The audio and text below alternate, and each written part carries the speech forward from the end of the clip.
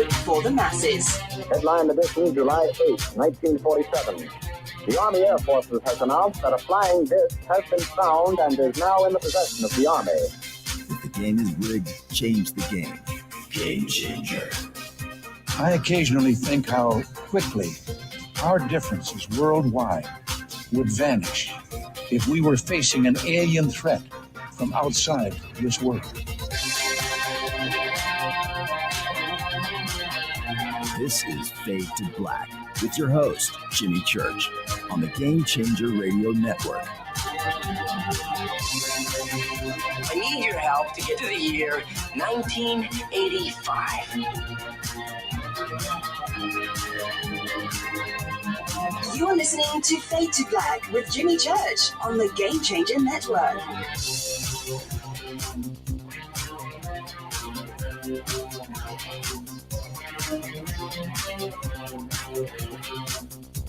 Good evening, Fade to Black. Bespoke radio for the masses.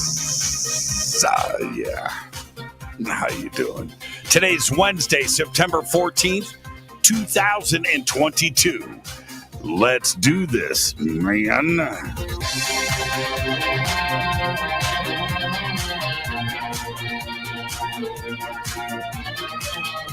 I would like to welcome everybody listening all around the world, all across the United States. Hither and thither, to and fro, back and forth, up and down, east and west, north and south, far and near. This is Fade to Black. For KJCR, the Game Changer, and UNX Networks, Race Hobbs. I am your host, Jimmy Church. What is cracking, everybody? How you doing? How you doing? All right. What a great week on the show. Had so much fun. Closing it out tonight, very special guest, Richard Doty. Some call him Rick. Richard Doty is back with us. We're going to be talking about the possible disinfo and misinfo in ufology. That's right. I think that there are some forces out there trying to heat things up, and it just ain't going to work. Never does, by the way. And so we're going to be talking about that tonight. And tomorrow is another Fader night with open lines all night long. So get ready for that, kiddies. Fader night tomorrow night. Coming up, I will be hosting and emceeing the Conscious Life Expo going down this February 10th through the 13th at the LAX Hilton. And I just love saying that every single year. The LAX Hilton. It's great because if you're flying in from out of town, you're flying into LAX, you walk to the Hilton. Well, you could walk to the Hilton. It's right there. It's at the entrance. Yeah, if you had to, right? Uber on strike, you could walk. But it's right there. It's so convenient. Such a great hotel, and it's big. So there we are. Once again, the Conscious Life Expo. Tickets and info at www.consciouslifeexpo.com. The links are below. And then right after that, I mean, I just can't believe this. I'm taking my first cruise. Yeah. My first cruise. And I'm going to be doing it April 7th through the 14th, 2023. Going to be hosting and presenting on the Hidden Secrets Seminar at Sea cruise with Scott Wolter, Adam Apollo, Nick Pope, Brad Olson, Vivian Chauvet. I say it every single night, and a bunch of other great speakers. So go and check out the lineup, get your stuff together, get your vacation time set up, and come and hang out with us for a week, April 7th through the 14th, out at sea. It's going to be great. All right, get your free membership right now to the NX Network over at the unxnetwork.com. Click on the link below. Head over to the NX Network. Everything is right there. Membership. Click, go. Look at everything that you get. It's right there. Go and do it now. Free membership at the X. And Eden Pure, and I got to tell you, I am so happy that they have extended their 3-pack special. Okay, so right now you can save $200 and get free shipping. And here is the deal, man. Winter is coming. That's right. And it's not the Game of Thrones. Winter is coming. And do you know what that means? Right? Viruses, germs, stuff, right? You need to make sure not only that you have a clean smelling house throughout the winter, right? But you want to make sure that you're taking care of viruses and germs and everything else in your home. And that's one of the best things about the thunderstorm.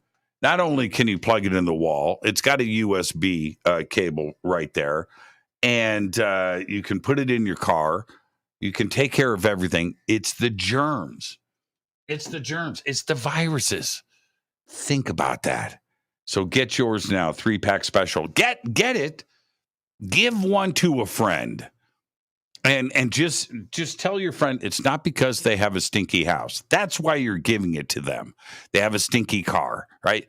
But that, just go, look, it just protects, it kills viruses, man. Yeah. That's all you got to do. Give one to a friend. Get a 3-pack. Give one away, right? Service to others. Promo code is Fader3. The link is below. That's all you got to do. Eden Pure. EdenPure.com. All right. The links for all of our sponsors here, like Carolyn Ford. Carolyn Ford, Einstein the Crystal Skull. That promo code is Fader. All you have to do is click on the link and go and get a crystal skull. You're first. Maybe you're adding to your collection. Got an email today from Nancy. Hello, Nancy. How are you? Going, is the promo code still there? Hooked her up with Carolyn Ford. Carolyn answered her before she answered me. So get your crystal skulls right now. Promo code is Fader. Links are below. All of our sponsors, River Moon Coffee, everything is below. Everything that I do is below, right? Conferences, movies, TV, all that stuff. Links are below. All right. Crazy breaking news right before the show tonight. Amtrak. That's right. Amtrak in the news. All long-distance Amtrak trains are canceled starting tomorrow, Thursday, September 15th. Negotiations are ongoing between unions and railroad companies, although Amtrak isn't part of that. If they don't come to an agreement, the first national rail strike in 30 years could kick off early on Friday. So there you go. I know that you had all those plans, right? The Orient Express. I know you had that planned. It's not in the United States. All right. Ukrainian President Zelensky, right before showtime tonight, got in a car accident, but he emerged with no serious injuries. The car collision was in Kiev right before showtime tonight. According to a statement from the president's press secretary, a car collided with the car of the president of Ukraine and escort vehicles. Strange, right? Authorities are investigating the circumstances of the incident, and there is no more information at this time. I'll follow up with everything tomorrow on the show, but it seems a little bit funky because another top ally of Russian President Vladimir Putin has died today, this time of an alleged stroke while on a business trip in the village of Rashino in Russia's Far East region. Vladimir Sungorkin, 68 years old, was the editor-in-chief of the Russian state newspaper Pravda. According to the newspaper, Sungorkin died suddenly after showing signs of suffocation during his trip earlier today. Man, I'm not going to comment on this. I don't know what the solution is, but I mean, don't take a trip to Eastern Russia. That's top on the list. Don't go to East Russia. Bad things happen. Germany and Japan have pledged not to conduct destructive anti-satellite tests that could create dangerous clouds of space debris in orbit. The announcement of these pledges were made at the second session of the United Nations on Reducing Space Threats, which is being held in Geneva to reduce those threats in space. Germany and Japan's announcement follows similar pledges made by the United States, Canada, and New Zealand. There you go. Yeah. Threat in space. Yeah, we saw this coming. Let's get this show cracking. On this day in history, 1959, another threat in space. 1959, a Soviet rocket carrying the flag of the Soviet Union crashes into the moon, becoming the first man-made object sent from Earth to reach the lunar surface. That's how they got there. Couldn't land it. He just crashed it with the Soviet flag. 1959. That's a threat in space. Fader fact. All right, here you go. And the clock starts now. In the time it took for you to listen to me say that, around 100,000 cells in your body died and were replaced by new ones. Yeah, that's pretty cool. And that is your Fader fact. You know, I just finished The White Lotus. Have you guys seen that yet? Have you guys watched The White Lotus? It's on HBO. HBO Max. HBO. The White Lotus. Go and check it out. All right. It's not what you think. The White Lotus is a resort in Hawaii. So it's a series, 6 episodes. Jennifer Coolidge. They need the small trains so they can make the big trains. I love Jennifer Coolidge. She's amazing, and she's amazing in this. I think she just won an Emmy for her performance in that. But The White Lotus, when it came out, got past me, and I just finished my binge. If you haven't watched The White Lotus, it just got picked up for season 2. It was only supposed to be 6 episodes, just one off, an anthology. But so they're doing it again. And yeah, but it's not going to be in Hawaii. I think it's going to be in Spain. So, some of the I don't know how they're going to do it. All right, I just spoke too much. Just check out The White Lotus. And I bring that up because Cobra Kai. Cobra Kai. The new season is out. Oh, man. It's weird, huh? How I love science fiction so much, and the movies, and Thor: Love and Thunder is out, and I still haven't watched that. It's sitting there, and I'm going to get to it. But I love my science fiction. I do. But getting away from science fiction, like Parks and Recreation, right? Brooklyn Nine-Nine, amazing, and Cobra Kai, things like that. I like to get off of science fiction and just get into this doofus stuff. What was that other one? Kimmy Schmidt Saves the World, or whatever that thing was called. Man, that was a great series. I enjoyed it. All right, let me hit this River Moon Coffee. Tonight, Richard Doty is back with us. We're going to be talking about the possible disinfo and misinfo in ufology. I'm going to talk more about that in just a minute. And tomorrow's another Fader night with open lines all night long. Yeah, there you go. Thank you for that, Olivia. Jennifer Coolidge, she's amazing. And Napoleon Dynamite. You remember Napoleon Dynamite's uncle, the quarterback from the football team, right? You remember him? I used to throw for a mile. You remember that, right? Okay. Anyway, he's in The White Lotus. He's Jennifer Coolidge's boyfriend. All right. Spoiler alert.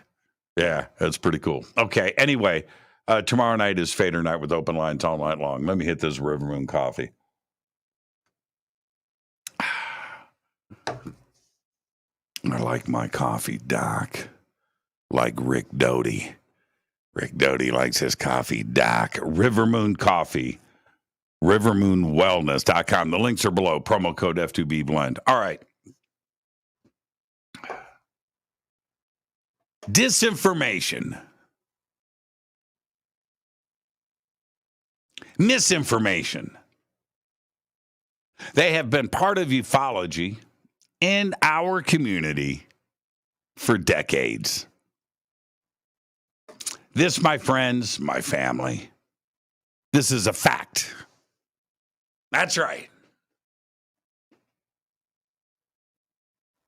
If you want direct, serious proof, I'll start with this. Project Blue Book. That's right. Think about this for a second. Because, and that went on for, let's go, I'm going to round some numbers off. 1950 to 1960, 1960, 1970. Okay, so let's go round about 20 years of misinfo, disinfo. Project Blue Book was written, it was designed to, and published for spreading of disinformation directly to the public about UFOs. That's right. Our very own government and the U.S. Air Force, all with taxpayer dollars. Now, think about that. And this went on in an official capacity. And think about the amount of work that was put into Project Blue Book, right? You got J. Allen Hynek, you got his team going out investigating cases, and then publishing the results of that in a deliberate attempt to spread disinformation, right? Think about that. And any of the serious cases in there, and there were 701 that were never resolved. No serious research there. No comment there, right? And that is misinformation. Think about that. All right? This went on for 20 years. And when you want to say, well, why would they, why? Well, there's a lot of reasons for it. And I think that on top of the food chain, that if there is anything to talk about, if there's any knowledge about the UFO subject, that is something that the Air Force, the military, the Pentagon, the White House decided that we didn't need to know. That's it. That was a subject that was going to be kept from the American public and the world. And at the front of all of that was Project Blue Book. But that's not the only, and that if you want a direct example, right? And by spreading that throughout ufology, all of the researchers that were researching the subject in the 50s and 60s that knew about Project Blue Book, think about the influence that it had on everybody else out there. So there's that. But then we can move forward. I'll give you another example. In my opinion, we have Project Serpo. And Project Serpo, again, I think that there is enough data and information out there to suggest to everyone that it was, once again, disinformation created by our government through any means to spread disinformation into the UFO community. And it was very effective. It was very effective. And it was done in with modern means, electronically, the internet. So you have that. And Project Serpo, I can't express enough that it was a situation in my life. And I'm sure that you can go the UFO, the Internet UFO Wayback Machine, go and find the original website, and certainly the latest iteration of the website with all of the updates, and look at how much information was there. It was crazy. And I was coming home every day looking for another update from Martinez. Is there going to be something there? It's going to be, and these updates were, detailed and deep, and we had the aviary, and oh man, it was nuts, but it wasn't real, right? And I think that, and especially with the people that were involved with it, all fingers point back to Washington and different three-letter agencies. So there's an example right there. Now, why would they do it? Right now, I think that there were a lot of reasons for that to happen like it did. And I think that with disinformation and misinformation and the way that it's handled and distributed throughout the UFO community, the government wants to know who's talking to who. Who are your sources? Who are you giving information to? Is there a leak inside of the Pentagon or inside of the CIA, right? Is there, right? And who is communicating? So you put these little nuggets out there, and then you find out through cross channels and communication who is talking to who. And I think Serpo did exactly that. Exactly that. But probably not as much as the MJ-12 documents. All right? Now, here's the deal. MJ-12 documents this thick. Well, everybody involved, except for Stanton Friedman, had connections back to the Air Force and the Air Force OSI and other government agencies, and of course the Pentagon, right? The OSI, the Office of Special Investigations, and Rick can certainly comment further on that during the broadcast tonight. But here's the deal. When we go back and you look at Project Blue Book and you look at Serpo and others too as well, I don't have the time tonight to go through every single case of disinformation and misinformation that's been out there. But just like Blue Book and Serpo, with Stanton Friedman, you have somebody that's legitimately involved in all of these, and that adds to the credibility of what you're dealing with. And having Stanton there with Jamie Chandray, right, and Bill Moore, it added to the credibility of what MJ-12 was all about. And Stanton went off and did his own investigation into it. And it was something that just sat there and not only spread through the UFO community, but if you think that we are in the days of disclosure today, when the MJ-12 documents came out and how they came out, we all thought that we were in disclosure, that this was it. This was the document trove. This wasn't the three grainy leaked Navy videos of UAPs. We're talking about stacks of documents that had to go and get reviewed that all appeared to be official. Now, you need to think about that. That was a pretty effective campaign, and it really kept everybody going in and chasing their tails in every direction. But today, because that's 20 years ago, those were the old days. Today, we have social media. Today, we have the internet. Of course, we have websites, and it's much easier and faster to spread the seeds that you want or need to sow. Those seeds of disinformation, of misinformation, to create distrust, right? To start a feud or two, character attacks. Yeah, it's so much easier than delivering a package to an address with a roll of film in it, and you got to wait and see what's going to happen. Is the package going to get open? Is the film going to be there? Is it going to be developed? Is somebody going to do something with it? You have to sit and wait. Not today. Oh, no.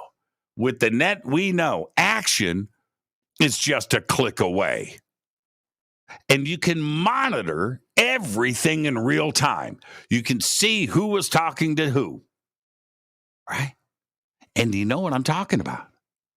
Because you do it every day, don't you? Of course you do. When we talk about Mockingbird, And the ability for agencies in Washington, D.C. to get journalists out there, newscasters, talking heads on the payroll to handle misinformation and disinformation, to handle what the public hears and sees and reads, right? Today with the internet, you don't have to pay. You don't have to go and recruit these journalists, these newscasters. It's all on the internet. Think about that. So is that going down in ufology today? Yes, I think it's a fact. It has to. It's too easy. And it's just not ufology. It's everything. That's why I wanted Rick Doty on the show tonight. I'm your host, Jimmy Church. This is Fade to Black on the Game Changer and UnX networks. Tomorrow night is Fader Night with open lines all night long. Stay tuned for that. And when I come back after this short break, Rick Doty is here. I need to talk to Rick about what's going down today. Is there misinformation, disinformation in ufology in our community? I hope we find out. I'm your host, Jimmy Church. This is Fade to Black. We'll be right back after this short break. Stay with us.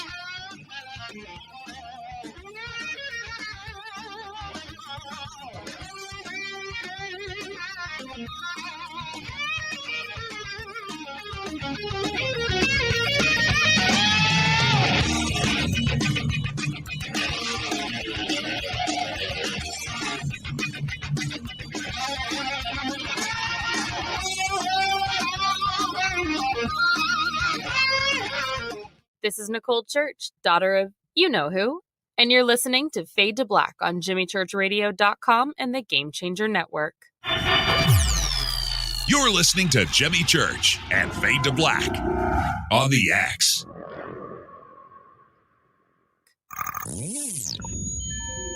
You're listening to Jimmy Church, Fade to Black. Fade to Black will now pause for alien identification. The station that talks the net. When you take the beans from Central America with dashes of Indonesian and African mixed in and then roast it to the dark side of Fade to Black, you create the ultimate brew of fringe. Introducing the Fade to Black blend from River Moon Coffee.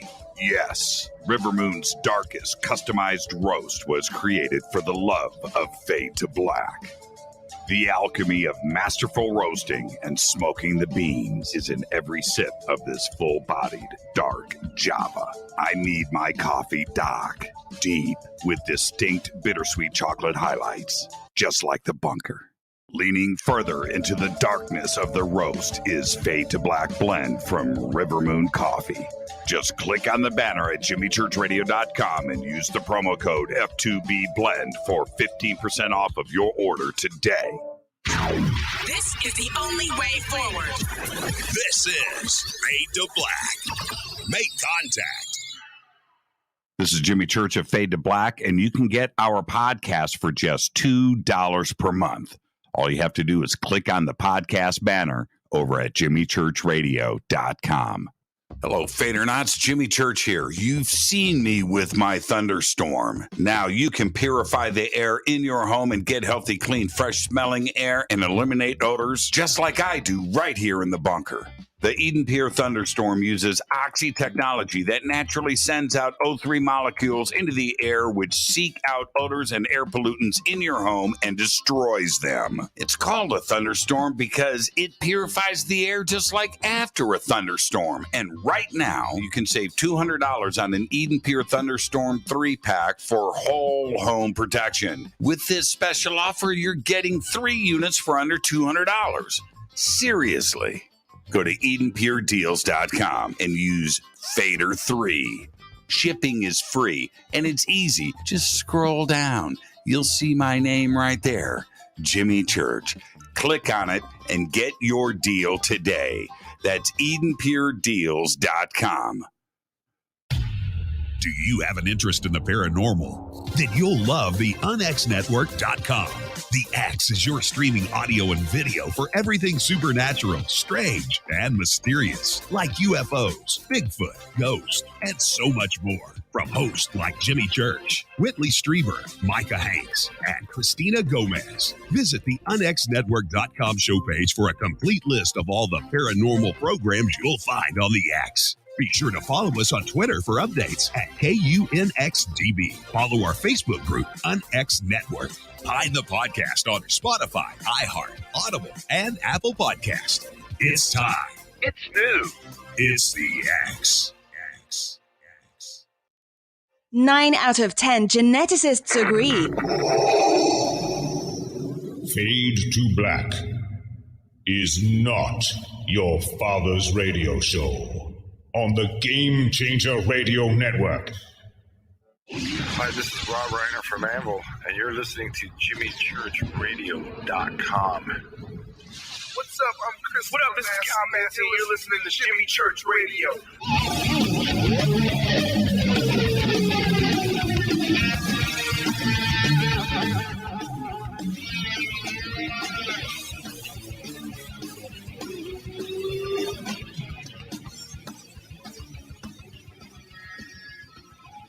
All right, welcome back. Fade to Black. I am your host, Jimmy Church. I got to stretch. I got to get ready. Rick Doty's here tonight. That's right. We've got a lot to talk about. Oh, I got a little short in my headphones. Hold on. Let's see if I'm back. I'm back. He was born in New York State, but grew up in a military family, then served his country in the United States Air Force. He was hired by the Air Force Office of Special Investigation after attending intelligence course taught by the Air Force Office of Special Investigations, Defense Intelligence Agency, and the Central Intelligence Agency. He served at Kirtland Air Force Base as a counterintelligence officer. He saw duty at the Nevada Test Site, the Air Force Test Center, Detachment 3, Groomlake, Nevada. He also investigated the Coyote Canyon UFO sighting on Kirtland Air Force Base, and, of course, the Paul Bennewitz incident. He was also assigned to AFOSI European Headquarters, Wiesbaden. Oh, Wiesbaden, really? I didn't know that. As a counterespionage agent. After leaving the AFOSI, he was assigned to the Air Force Reserve Unit and later was employed by the state of New Mexico. He also worked for the Institute for Advanced Studies and with Hal Puthoff. And today he's retired and employed as a consultant. He's actually a movie star and is featured in Gaia TV's Cosmic Disclosure. And we've got links for Rick below. And I would like to welcome back to Fade to Black, Rick Doty. Richard Doty. Rick Doty, how you doing tonight, sir? Great, Jimmy. Great to be here. Great to be on your show. Yeah. And I love the smile, and I know Rick's like, okay, man, I hope this goes well. But here's the thing. Let's actually just start out of the gate. Rick, you and I know each other. We've had our bumps in the road in the past, but we've hung out. We broke bread. I think we've had a cocktail or two as well. I've even introduced you. I think, wait a minute. Were you on one of my panels once? Yes, I was. Yeah. Okay. So we've kind of, we've done everything in the past. So just with the measure of trust, I have to ask this. That there are people listening to this show right now that are going, we can't believe anything that comes out of Doty's mouth. How can we trust what he says? And this is something that you're confronted with, I'm sure, or you feel that pressure every single day. I need your response to that. Well, I had a job to do years ago with the Air Force Office of Special Investigations as a counterintelligence officer. A lot of my work wasn't pleasant work. A lot of it involved disinformation, misinformation. A lot of that information is leaked or been released through FOIA over the years. And the one thing that people hold against me is the Paul Bennewitz case. Yes. But in actuality, Well, and you can include me, right? In Right, that. sure. We have talked about this. Okay. Sure, absolutely. And the story is, I was instructed to do an operation against Paul Bennewitz because of what he knew and what he was doing, and I had to provide him information that wasn't totally accurate. But if you've read the report, many people have, and listened to me, and some of the people even have talked to Paul before he passed away, they found out the truth is I never fed him anything that he didn't want to hear. Paul Bennewitz was already a believer in UFOs, and so it wasn't difficult for me to convince him of what we wanted him to believe. And that's what they hold against me all these years. I mean, I used to get hundreds and hundreds of emails, probably 60% of them pretty nasty ones. But today, in 2022, I still get a lot of emails, but most of them are really positive. I still get some negative ones, and as long as they're polite negative, I'll respond to them. But I'm not the horrible, evil person that people thought of me, and primarily because of Paul Bennewitz. When people get to know me and meet me, they like me. But I can sit down and talk like you. I mean, I've had some. Rick, is that disinformation? Is acting that role part of the agent's job? Oh, absolutely. Yeah, it is. I mean, we're taught that. We're taught to do that. But I left government service, and other than Air Force Reserves, which I didn't have anything to do with UFOs, I left government services years ago, and I didn't work in that particular arena since. Now jumping to here today, there are people out there that are performing disinformation against the UFO community, and I've known him. I know about him. I've tried to out him. Some people listen to me, some people don't. But we have to be really, really careful. I mean, I consider myself still within the UFO community. We have to be very careful of what people are saying now, today, about the UFO phenomena, UAP phenomena, and how that could harm future disclosure. And we're obviously going to talk about that in the show. Let me ask you another direct question. You retired in 2000, right? I retired, from government service. I retired in 1988. Oh, okay. Now I was in the reserves. I know people are going to come back reserve. and say, "Well, you were in the reserves in 94." And yeah, I did. I was in the Air Force Reserves up till 94. Okay. But my intelligence service ended in 88. In 88, could you comment about what your job would have been like if you had social media in 1988? Oh, wow.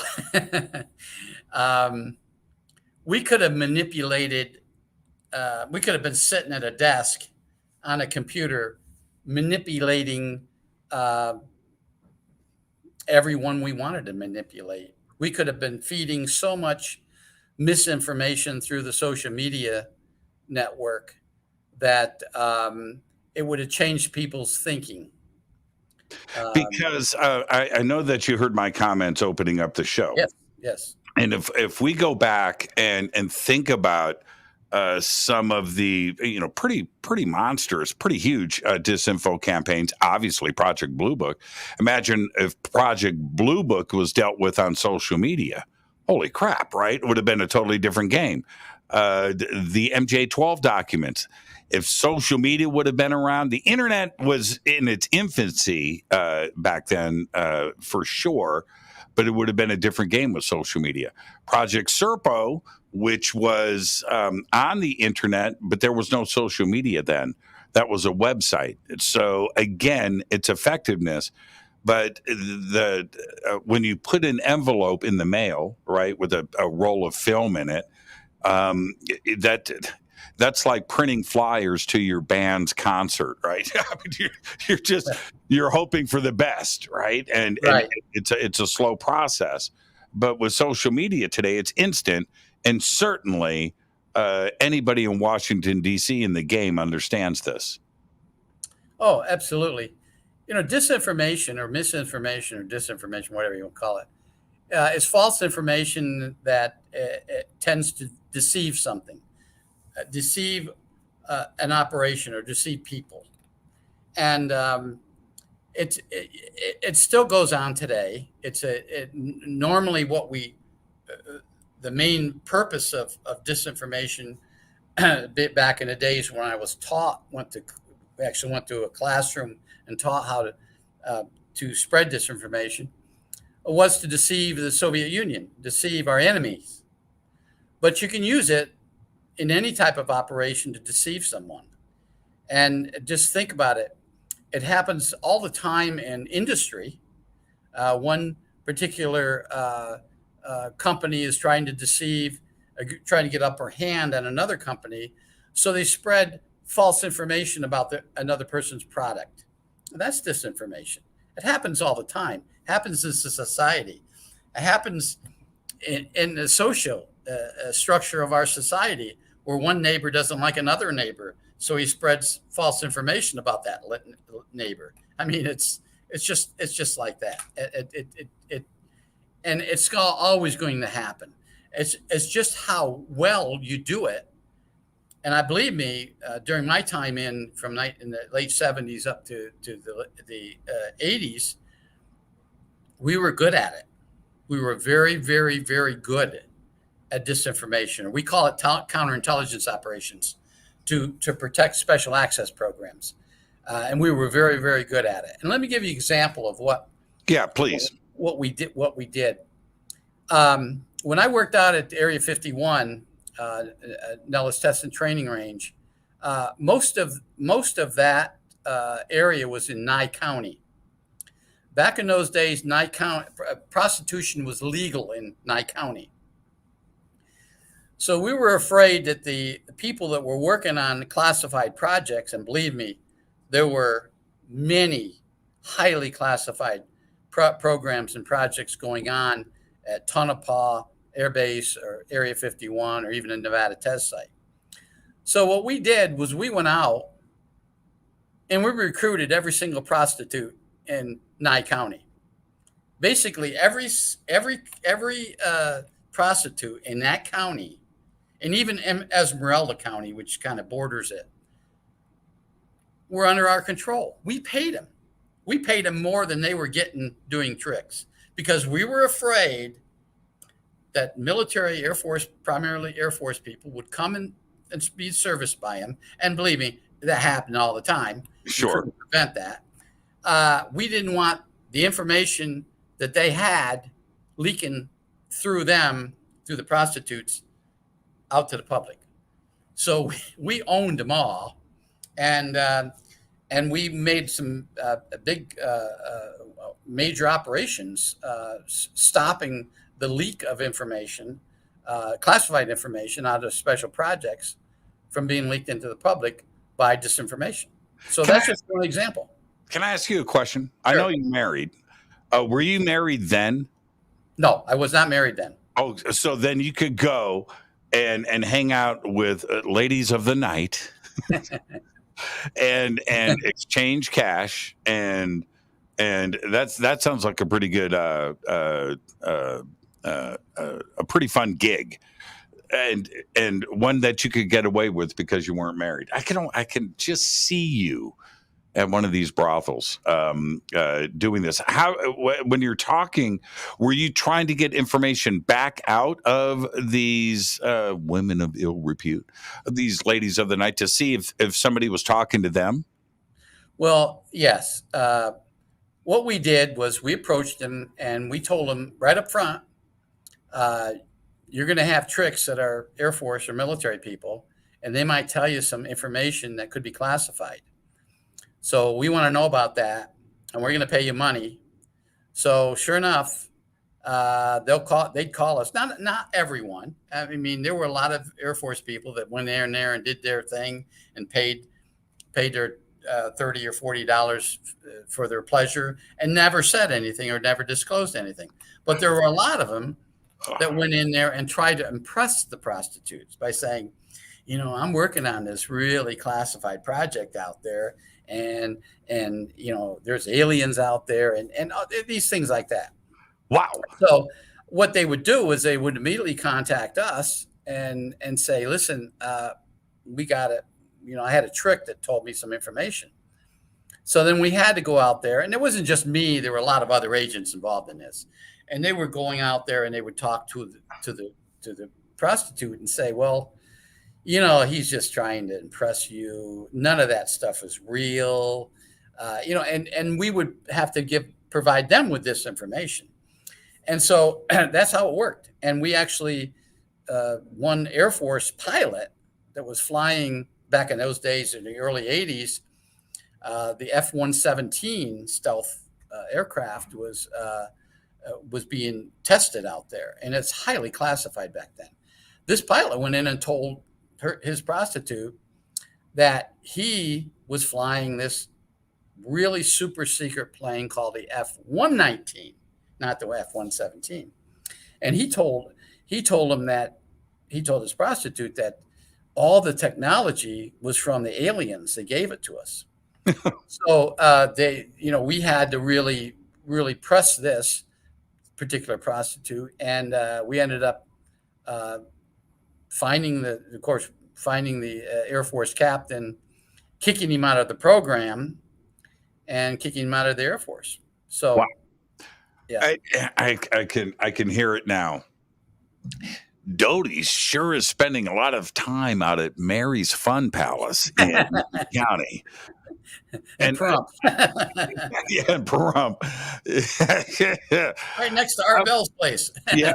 And but okay, so is there a certain amount of, going back to social media today and the way that you did things in the past, is there some elements of truth in with the misinformation and disinformation to keep it feeling real?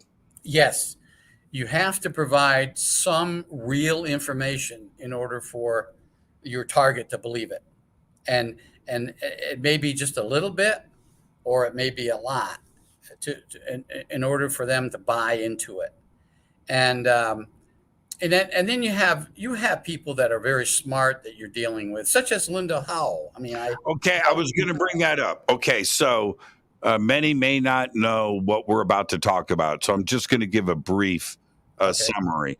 And I've got to disclose, I've spoken to Linda at length about this privately. I've spoken to Rick about this at length privately. I've gotten both sides of the story. I'm going to say that 90% of it completely interlocks. Okay. All right. And so basically, Linda was invited out to Kirtland and was promised, she was in the middle of this HBO documentary that was in the works, and it was in pre-production.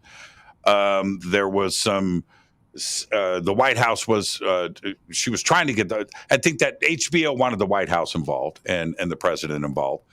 And so with all of this, she's invited out to Kirtland. She is going to be presented some documents, and she goes into your office. You had a mirror. You were videotaping. I think she even saw a camera above her. I think she said that there was a camera in the room. And you told her that she could read the documents, but she couldn't take them with her, right? Now, so that's the summary of it. Now, let's go back to the contents of those documents.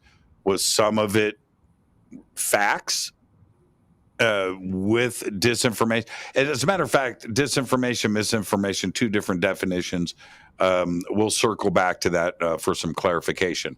But what was the purpose of showing Linda these docs? Was it to find her sources? Was there something else involved there that had nothing to do with UFOs? We needed to find her sources. We knew. I got involved in this late. I mean, there were other agencies involved in this operation. We knew that she was coming to, and I'm not going to go into great details of how we knew all this stuff, but we knew what she was doing. Okay, we knew where she was going. We knew who she was talking to, for the most part, and we knew she was coming to Albuquerque. And so she was invited by me through Jerry Miller, who worked with me, to the base.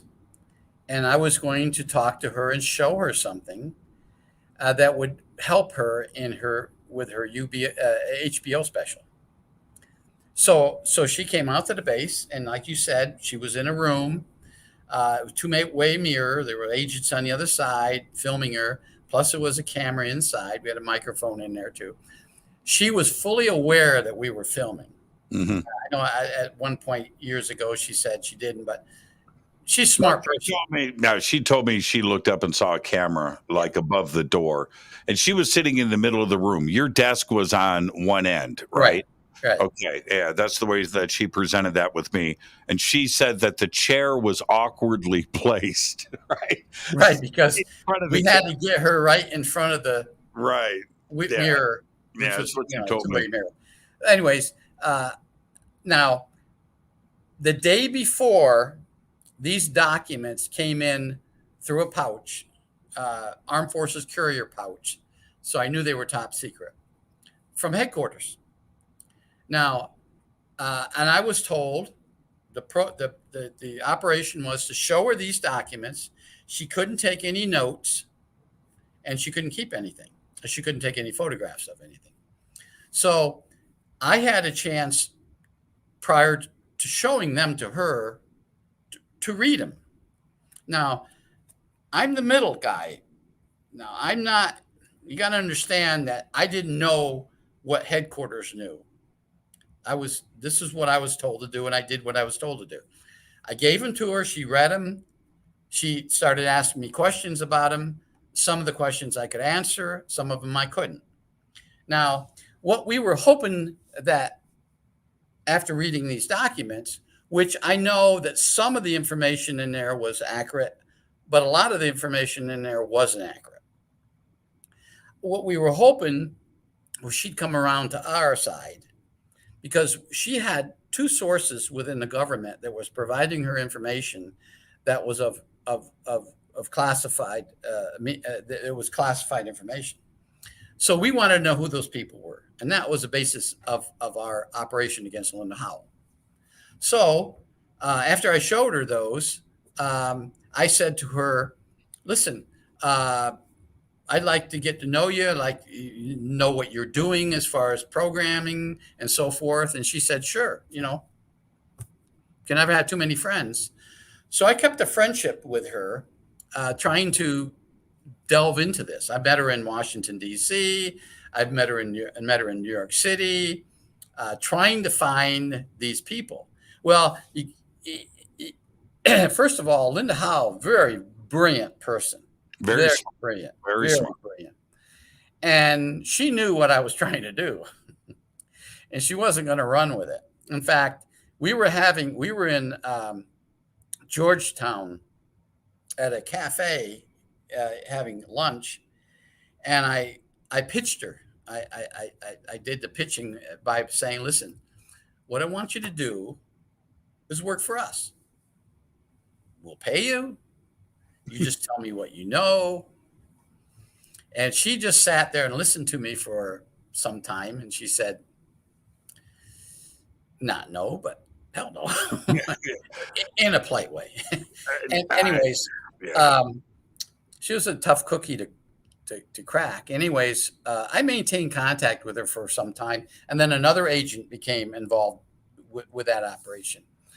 But that's how it went. And we actually accomplished one of the missions was to end the HBO that special, because they were going to air something that we didn't want, the government didn't want, U.S. intelligence didn't want, and we were we were able to end that, and so part of our mission was successful.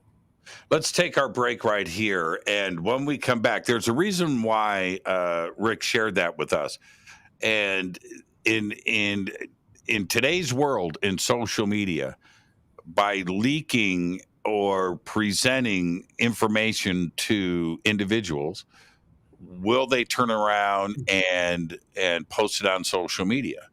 And that is a very, very effective tool to see who's talking and who is not, and how you can turn around and get the conversation going when you need it.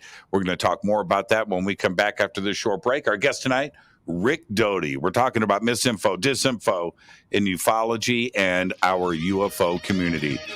More that and much more when we come back after this short break. I'm your host, Jimmy Church. This is Fade to Black. Stay with us.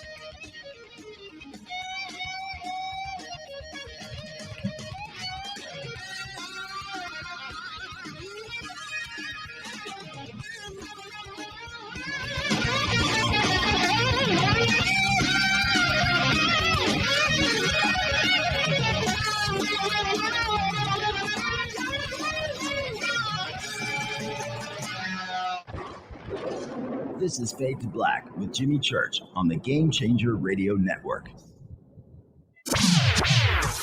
Your 1 million gigawatt paranormal powerhouse, KUNX-DB, VX. Hello, Fadernauts. Jimmy Church here. You've seen me with my thunderstorm. Now you can purify the air in your home and get healthy, clean, fresh-smelling air and eliminate odors just like I do right here in the bunker.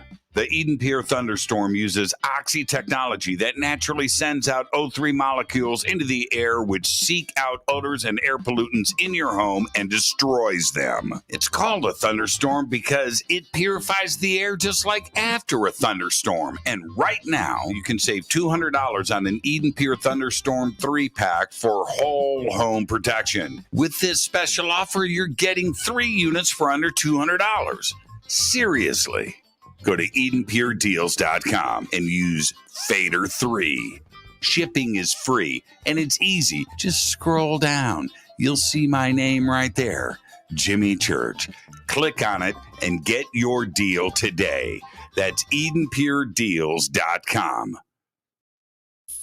This is Billy Carson, founder and CEO of ForbiddenKnowledge.tv. ForbiddenKnowledge.tv is the fastest growing and one of the most watched networks in the world. And I would like to personally invite you to check out our expanding library of TV, film, lectures, and special presentations. ForbiddenKnowledge.tv has over 6,000 videos covering lost history, health, UFOs, spirituality, and our future. We are committed to our community, and with my personal invitation, you can right now get your own free 30-day membership at ForbiddenKnowledge.tv. Your own library of information starts today at ForbiddenKnowledge.tv. Because you never got that pony you always wanted. Damn it. Jimmy Church and Fade to Black on the Game Changer Network. Listen, I know, and you know, that you've always wanted your first crystal skull. Or maybe you're a collector just like me, but you just don't know where to go to find the real thing. Then I met Carolyn Ford over at EinsteinTheCrystalSkull.com. Carolyn is the guardian of Einstein, one of the most respected ancient crystal skulls in the world. All of her unique skulls have been imprinted sitting with Einstein in his sacred lodge and are carved from the finest gemstone and materials.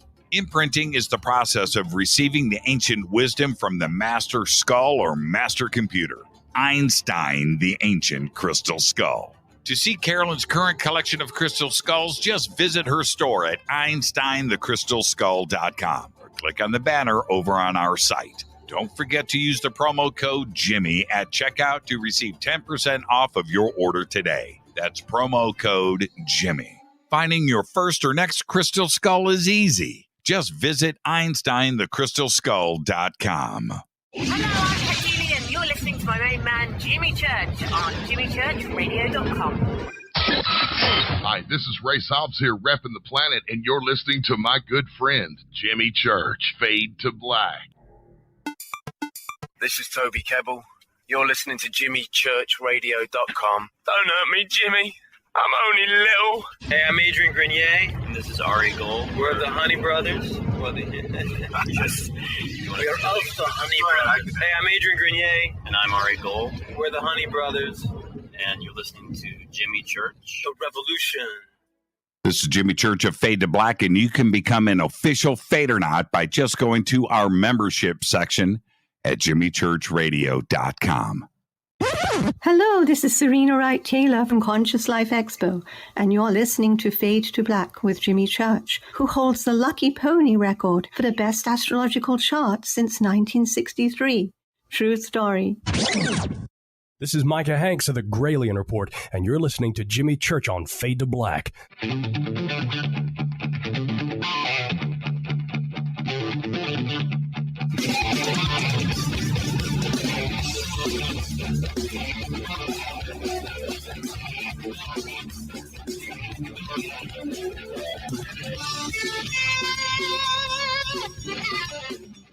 Welcome back. Fade to Black. I'm your host, Jimmy Church. Tonight, Rick Doty is with us. We're talking about misinformation and disinformation in the UFO community and ufology in general.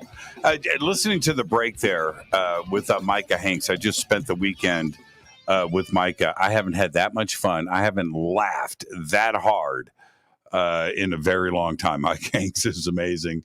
And more on what we were doing coming up here very soon. And we'll have full disclosure on that. Hey, Rick, let's get into some definitions real quick as we get to the meat of the matter, what's going on today. What's the difference between misinformation and disinformation? Let's go in alphabetical order. What is disinformation? Disinformation is false information provided to deceive someone, something, some entity, some government. Misinformation is the actual information that is given. That's going to be misinformation rather than the actual bread and butter. We're going to change it around so it's given right to. Misinformation is normally given to a person. Disinformation is part of an operation. Oh, I got you. Oh, that's a big difference. Okay. Misinformation would be like the document or what is verbally said. Yes, exactly. And disinformation is the agenda. Right. Okay, exactly. got you.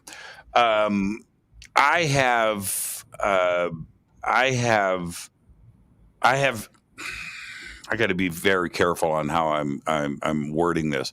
I have been told lots of things over the years, of course. Okay. All right. I have lots of people approach me and I have relationships out there. But I don't share it. I keep it all inside. I don't talk to people about it.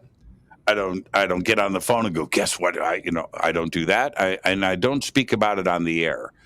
And I think that there is a couple of things that have happened because of that. One, if anybody is attempting to use a disinformation campaign or give misinformation to me, it doesn't work because I don't turn around and share it. But there's a second thing that has resulted from this. I observe, right? So I know what I'm told. So I listen to what other people are saying and I read what other people are posting and I see if it is also out there because I know what I was told allegedly, in confidence, right? And that it's getting out there in other areas. And sometimes it's even changed a little bit. And so I look back with squinty eyes and I go, okay, all right, there's something going on here, but I don't talk about it. And I don't want to be a part of the story, but I will certainly observe. And that's the case. And I watch this and it is going on right now today. Oh, yes. The social media today is something I wish we would have had years ago. But social media is a public forum. That means anyone can access it. And of course, that means government entities such as Air Force Intelligence, DIA, CIA, FBI, DEA. So the social media opens up a wide range of access into the public itself. And the government is taking advantage of these social medias, Twitter, so forth and so on. So it's easy to post something in some chat room or on Facebook or on Instagram or Twitter thread with a cutout, meaning the United States Air Force isn't going to post it, but somebody within Air Force Intelligence is going to contract somebody else who will contact the third person that will post it. So it can't come back to U.S. intelligence. And then they're going to watch what happens with that information.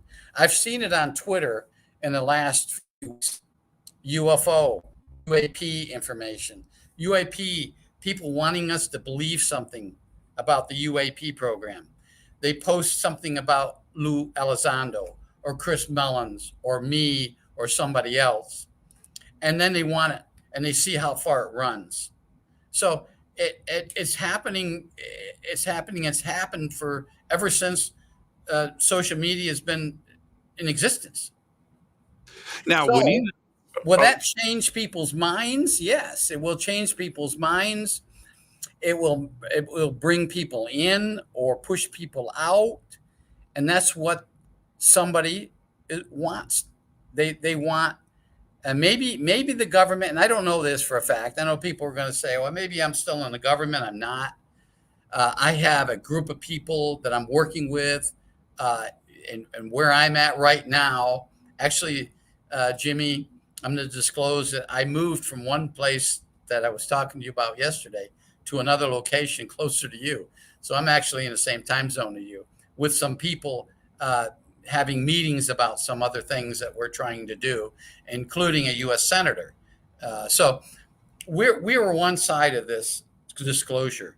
Chris and Lou is on another team trying to get this disclosure. I'm not involved with them, and they're not involved with us. So I can tell you right now that I'm not aligned with Lou Elizondo or Chris Mellons. They have their own agenda. I was invited into their group, as some of the other people have that I'm working with, but we've politely said no. We're gonna do it in a different way, and want disclosure out there. We want disclosure, but there are entities within the government that do not want disclosure, and one of them is the United States Space Force. They do not want the colonel. If people have looked at YouTube in the last several months.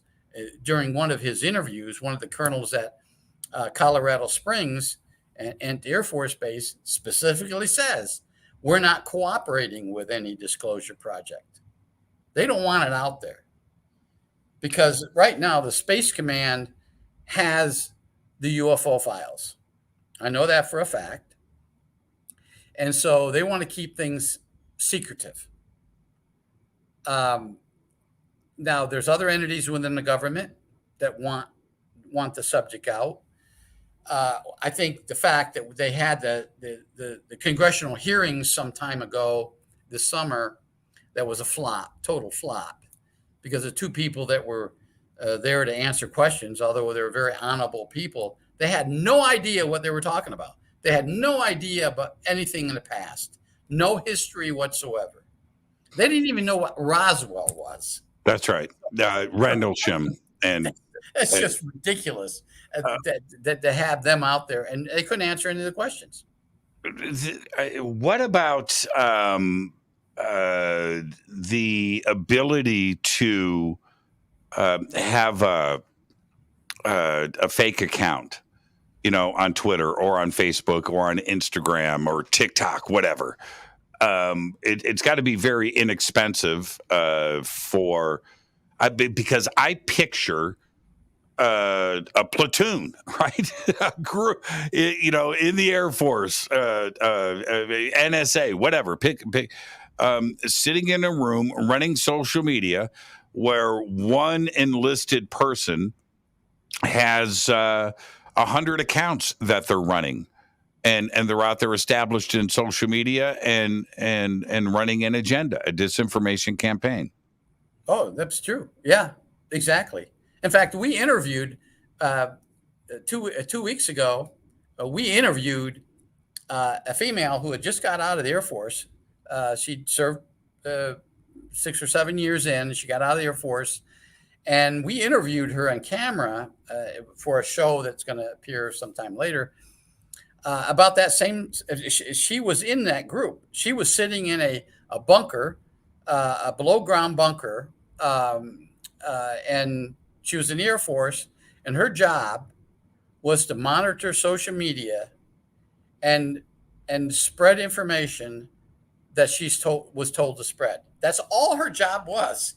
In her 6 years in the Air Force, it was that's what she did. And there were, as you said, another platoon. Well, in the Air Force, they call them flights. There were a whole flight of people in this room, in front of very sophisticated computers, monitoring and spreading information. I mean, she fully admitted it. She told us some things that I don't want to talk about now, but how they did things and how they were able to get stuff out, and how the counts were set up, which is quite extraordinary. They were using real names of real people with their sanctioned. They were paid. These people are, John Doe from Flint, Michigan, as a real person, but they're using his name and his identity, and he's fully aware of it, to set these accounts up. It has to be done that way. It has to be effective, because if anybody's going to go backwards and look into one of these accounts, exactly. And you see that it's an actual real person. And if you want to do a deeper dive, you could probably even get their address and employment information. Then you find out that they're real people. It's just not a made up name like Ben Gespit, Fill My Pockets, right? Or whatever. That these are actual names. And I wanted to circle back for a second. You mentioned the Space Force. It has also, there's something weird going on in social media with Lou Elizondo in the Space Force, that he is a member of the Space Force. And I don't believe that he is. And it's not that I'm questioning this. I think that this is the way that it is handled out there on social media, not directly from Lou himself. He could be a paid consultant or something, but to be a member of Space Force, you have to be enlisted, right? You have to be in uniform. I've been to the Space Force base here in California. I saw SpaceX launch myself. I interacted with Space Force personnel, and they are all in uniform, right? And so is that misinformation and disinformation on social media to present Lou as an enlisted member of the Space Force when indeed he is not? That could be very well. I've heard this, and I've had a number of emails sent to me asking me that same question. I don't know that he's associated at all with Space Force. I don't know if that's just disinformation that's being spread by somebody to discredit Lou. But you're right. I mean, they'd have to be members. They would have to be either enlisted or an officer, or they would have to be some civilian GS level employee. And I don't think he is. But again, I don't know for a fact. I just heard the same rumor you have. I like this comment here from the chat room. Sounds like UFO Twitter was created by the Air Force to misinform us. And I don't know much about UFO Twitter, and I haven't participated. I don't know anything about it. And it's a small part of the UFO community. The UFO community is huge. Right. And I would say that the majority of the UFO community isn't on Twitter at all, right? Let alone UFO Twitter. And it's a very, but what goes on there certainly could be controlled through fake accounts and those that want to influence opinion. Oh, absolutely. Yeah, absolutely. And you can easily influence. It wouldn't take much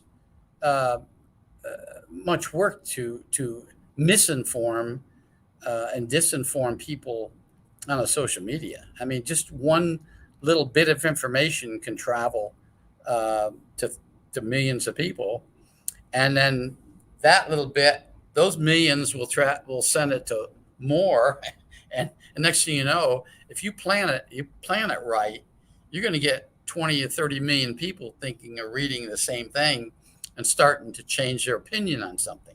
Yeah, because this is what I found really, really strange, is I started to get a flood of email from people saying, you need to be careful, church, because Lou is a member of the Space Force and he knows what's going on. And I thought, where did this rumor get started? Member of the Space Force? I don't think a member of the Space Force is hanging out on social media.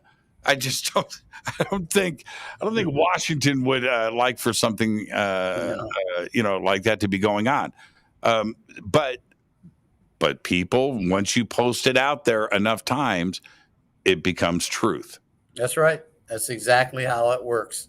And we used to post things in newspapers. Of course, we didn't have the internet back in those days, but we would post things in newspapers, or we'd co-op news people. When I was in Kirtland, we had sources within every entity of the news business: newspapers, the radio stations, and the television stations. And if we wanted something aired, we got it aired. If we didn't want something aired, they wouldn't air it, or they would distort it for us.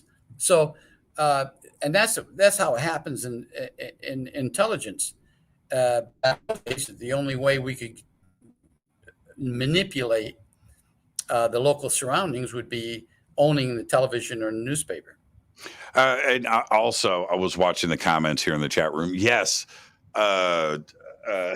Rick is at a secret location. He's at a hotel somewhere in the middle of the desert doing the show tonight. And there you go. Well, I'm going to talk about that if I get a chance, about why I'm here. Oh, okay. No, why?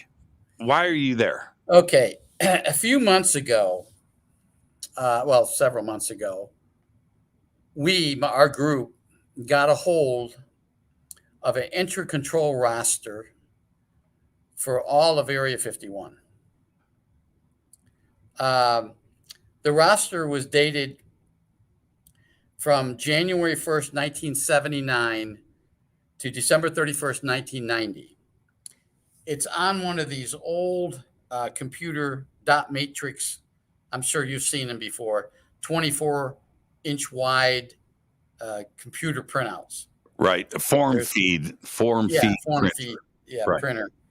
There's about 3,000 pages.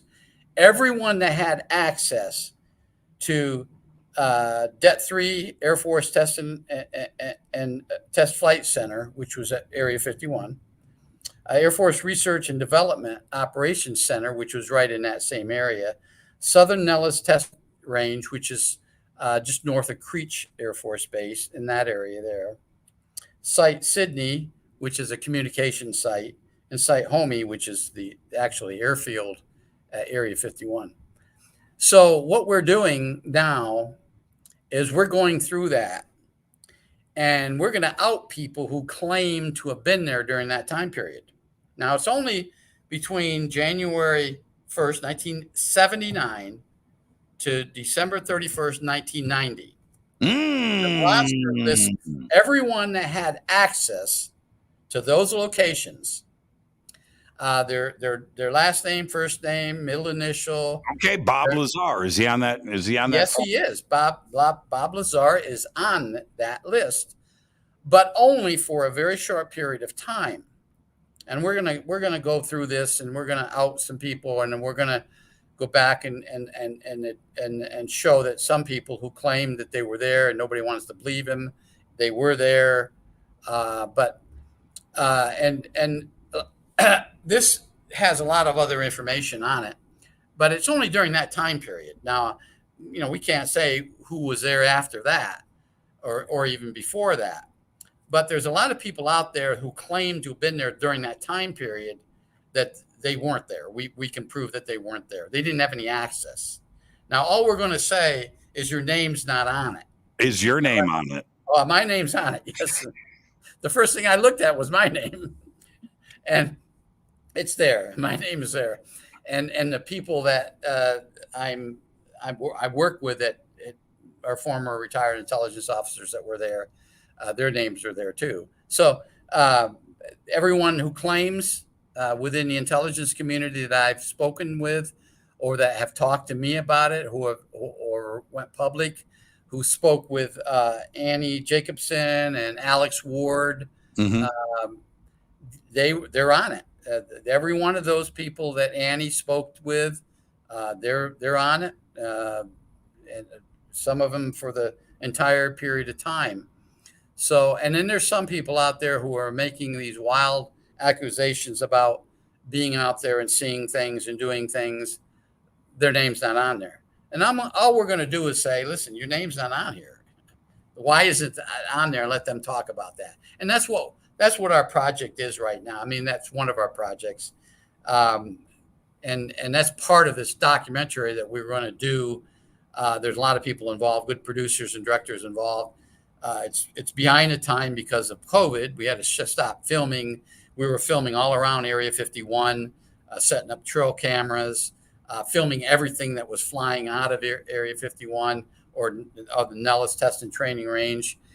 Going to be a great documentary. I mean, a fantastic documentary. Once we get it finished, and we had to go back and cut some things out because the Air Force is wanted to file a junction against us because what we saw and what we did. So we had to do some cutting out. And along with that, we're gonna out these people who claimed they were there. But Bob Lazar was there. I mean, his name's on there. Very interesting. Can I circle back real quick before we get to the break? Sure. You mentioned that there was something that was supposed to be in Linda's HBO documentary that the Air Force didn't want in there. What was that? It was she was talking about an incident that happened prior to the 1974 landing at Holloman Air Force Base. Mm-hmm. Emmenegger supposedly was going to saw the film. Linda had access to something that the government didn't want anybody to see. It was still classified. HBO had it, and then HBO turned it over to some of our intelligence people. What did HBO have? Did they have film or did they have documents? They actually had the original film. Really? Yeah. And some of it has leaked out. I mean, there's a 15-second, I believe it was 15-second. Yeah, we've all seen that. Yeah. But the actual reel, I mean, that's 33 minutes. It was 33 minutes. Yeah, that's the holy grail of ufology. I've talked to a couple of people that, one that saw a copy of, another one that saw the actual thing. I've talked to the producers and stuff that were involved in Emmenegger's project. But that's the holy grail, right? Where Absolutely. Is the original film? Yeah, I've seen it. I haven't seen the 33 minutes of it. I saw of course, the 15-second one you can look at. And then I saw I think it was 7 minutes or something. I can't remember exactly how long. It was less than 10 minutes. I believe it was like 7 minutes, which was extraordinary. I mean, it showed the landing and it showed the creatures coming out of the spaceship. Now, it doesn't show the meeting with the military people, but because that's on the rest of the 26 minutes that there's people that have talked about it. I mean, I know Hal Putoff had a friend that saw the whole thing and thought it was extraordinary and knew it wasn't made by the government because it was, 1964 incident. And so, and the government got what they want. I mean, the operation was successful. They got it back. What did Linda? I've never talked to Linda about this. Did she see it? I'm not sure. You'd have to ask her. Were there executives at HBO that saw the Holloman film? That there are civilians out there outside of ufology that have seen this? Well, all I can say is I knew they had it. I don't know if who saw it, but I knew, and that wasn't my operation. It was the agents that were working in New York area and Washington. So, I didn't have access to everything that they were doing there, but Right. They got the film back. Let's take our break right here. I got to get this in. Rick, you stay right there. This is Fade to Black. I am your host, Jimmy Church. Tonight, Rick Doty is here. We're talking about misinformation, disinformation inside of the UFO community and ufology in general. More with Rick when we come back after this short break. This is Fade to Black.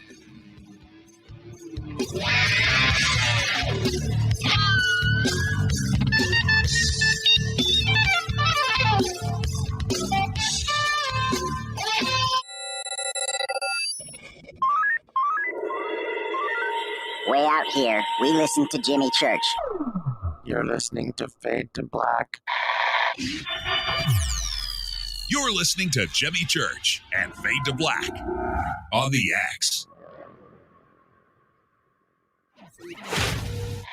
¿Qué tal, mis amigos? Yo soy Mario Carson, el tiburón, y los invito para que escuchen a mi buen amigo Jimmy Church Radio. ¡Claro que sí! The Believer is the chilling true story of Dr. John Mack, a renowned Harvard psychiatrist and Pulitzer Prize winner. This is an outreach program from the cosmos to the consciously impaired. He risked it all to investigate human encounters with aliens. The Believer, Alien Encounters, Hard Science, and the Passion of John Mack. Written by award-winning former New York Times journalist and author Ralph Blumenthal. Now available in paperback from High Road Books. Introducing the Game Changer blend from River Moon Coffee that delivers a customized blend made specifically for the Fadernauts. If the game is rigged, change the game. It's a bolder cup with some bite. Game Changer is the coffee of choice for those that prefer an organic dark roast that is slightly lighter and milder, but it's still dark. With wild notes of pecans and chocolate with a rich, balanced, full-bodied cup that is roasted to perfection for a great coffee to start your day, as an after-dinner coffee or anywhere in between. Artisan, small batch roasted to perfection. USDA certified organic, all River Moon coffee is freshly roasted and packaged in the USA. Just go to rivermooncoffee.com or click on the banners over on our site and use the promo code F2BBLEND for 15% off of your order today. rivermooncoffee.com. Do you want to be an official Fadernaut? Of course you do. This is Jimmy Church of Fade to Black. Just go to our membership section at jimmychurchradio.com. Fadernauts, when you think about the future of our country and where we're headed, do you wonder about the food supply? I do. Disruptions in the food supply chain could be disastrous, and they usually occur with little warning.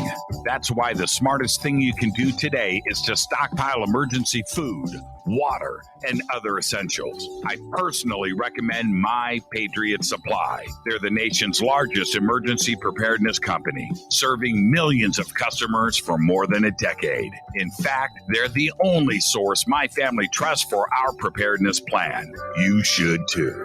Right now, save 20% off a full 4-week supply of delicious meals that provide 2,000 calories a day. Saving 20% helps too, doesn't it? Especially now. So go to preparewithjimmy.com and get ready.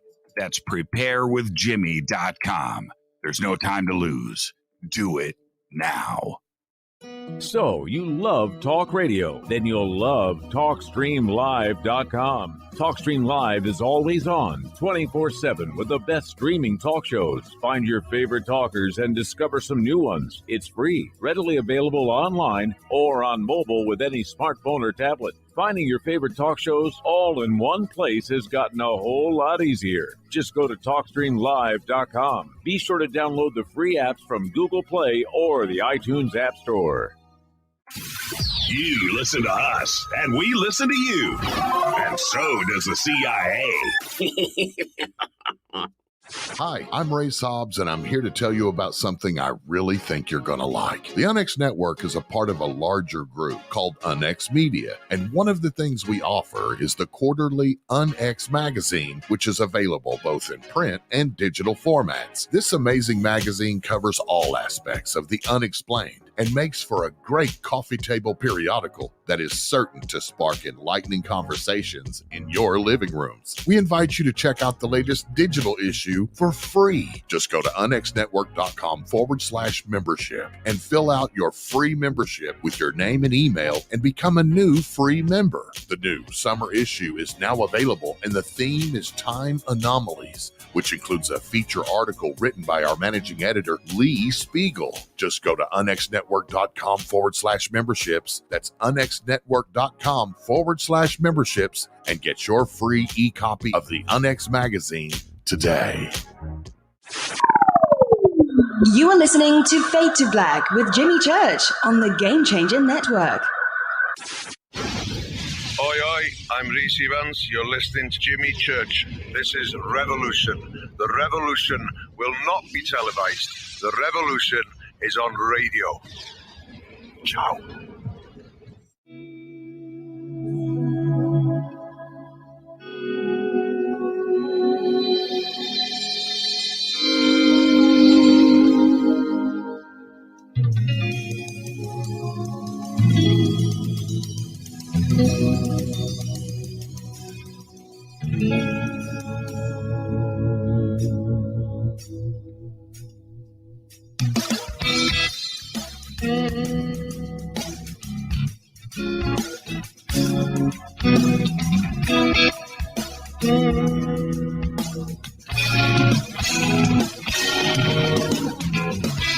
Welcome back, Fade to Black. I'm your host, Jimmy Church.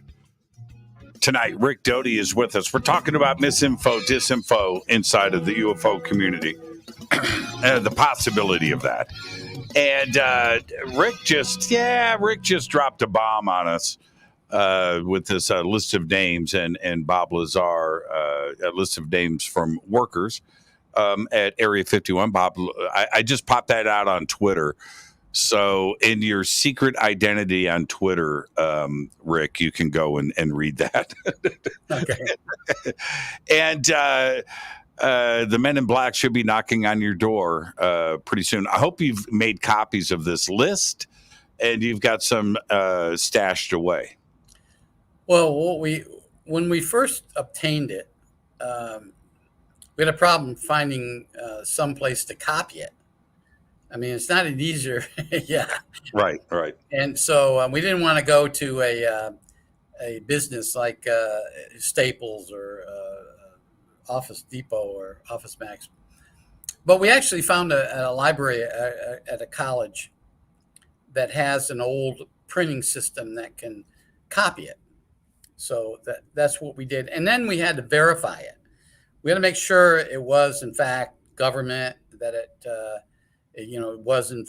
was the real thing. And that was easy to do because just by the nature of it and by the markings on it, it wasn't classified. It's not classified. We submitted FOIA requests to get to verify the existence that it's real. And there's a code on it at the top of it. And when the government, DIA, was the administrative controller for this. They initially told us that they couldn't release it. I said, well, we already have it. We already have it. You want to come and look at it? We can't mail it to you, but here it is. And then they came back and said, oh, yeah, okay, we can verify it. It's not classified. It's obsolete. So they're not going to comment on it. So now we have that letter saying, okay, it's obsolete. And it's basically a verification that it's real.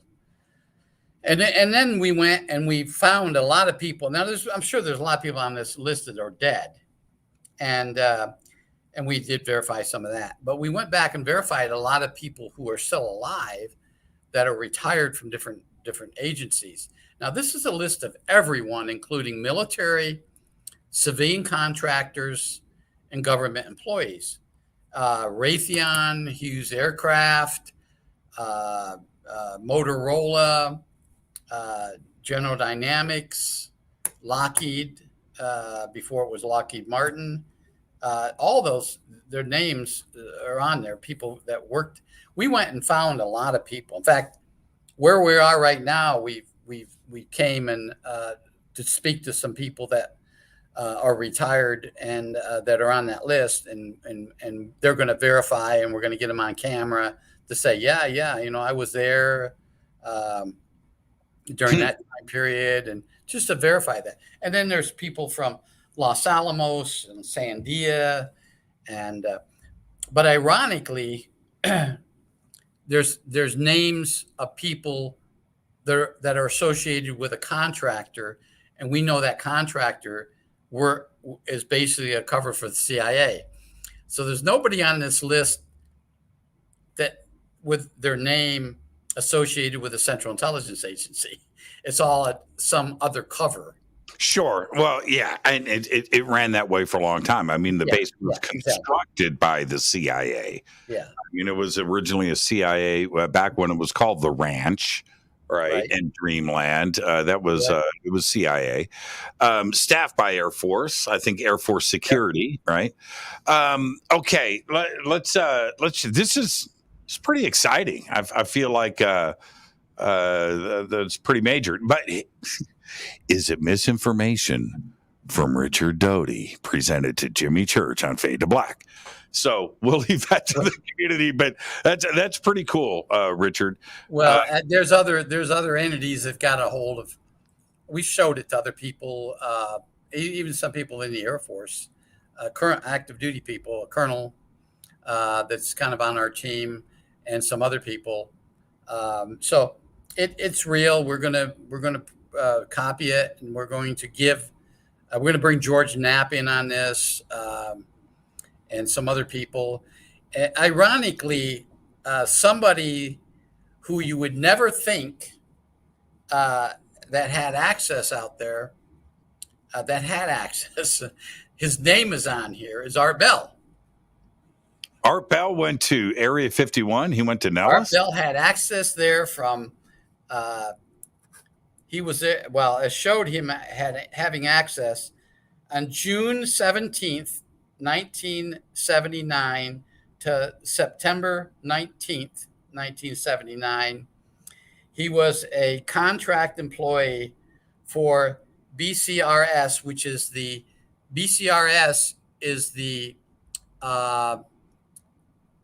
television station, the closed circuit television station for the base. Get the hell out of here. Yeah, I know. I said the same thing. And I tell you what, I've known Art forever before he died. I mean, I've been out there to his house. I've been on his program. And Art never mentioned that he was ever out there. What? Yeah.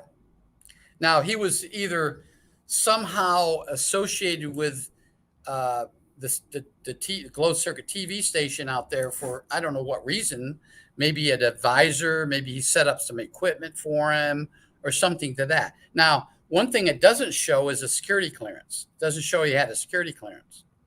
So maybe they just brought him out there to set something up for him. I don't know.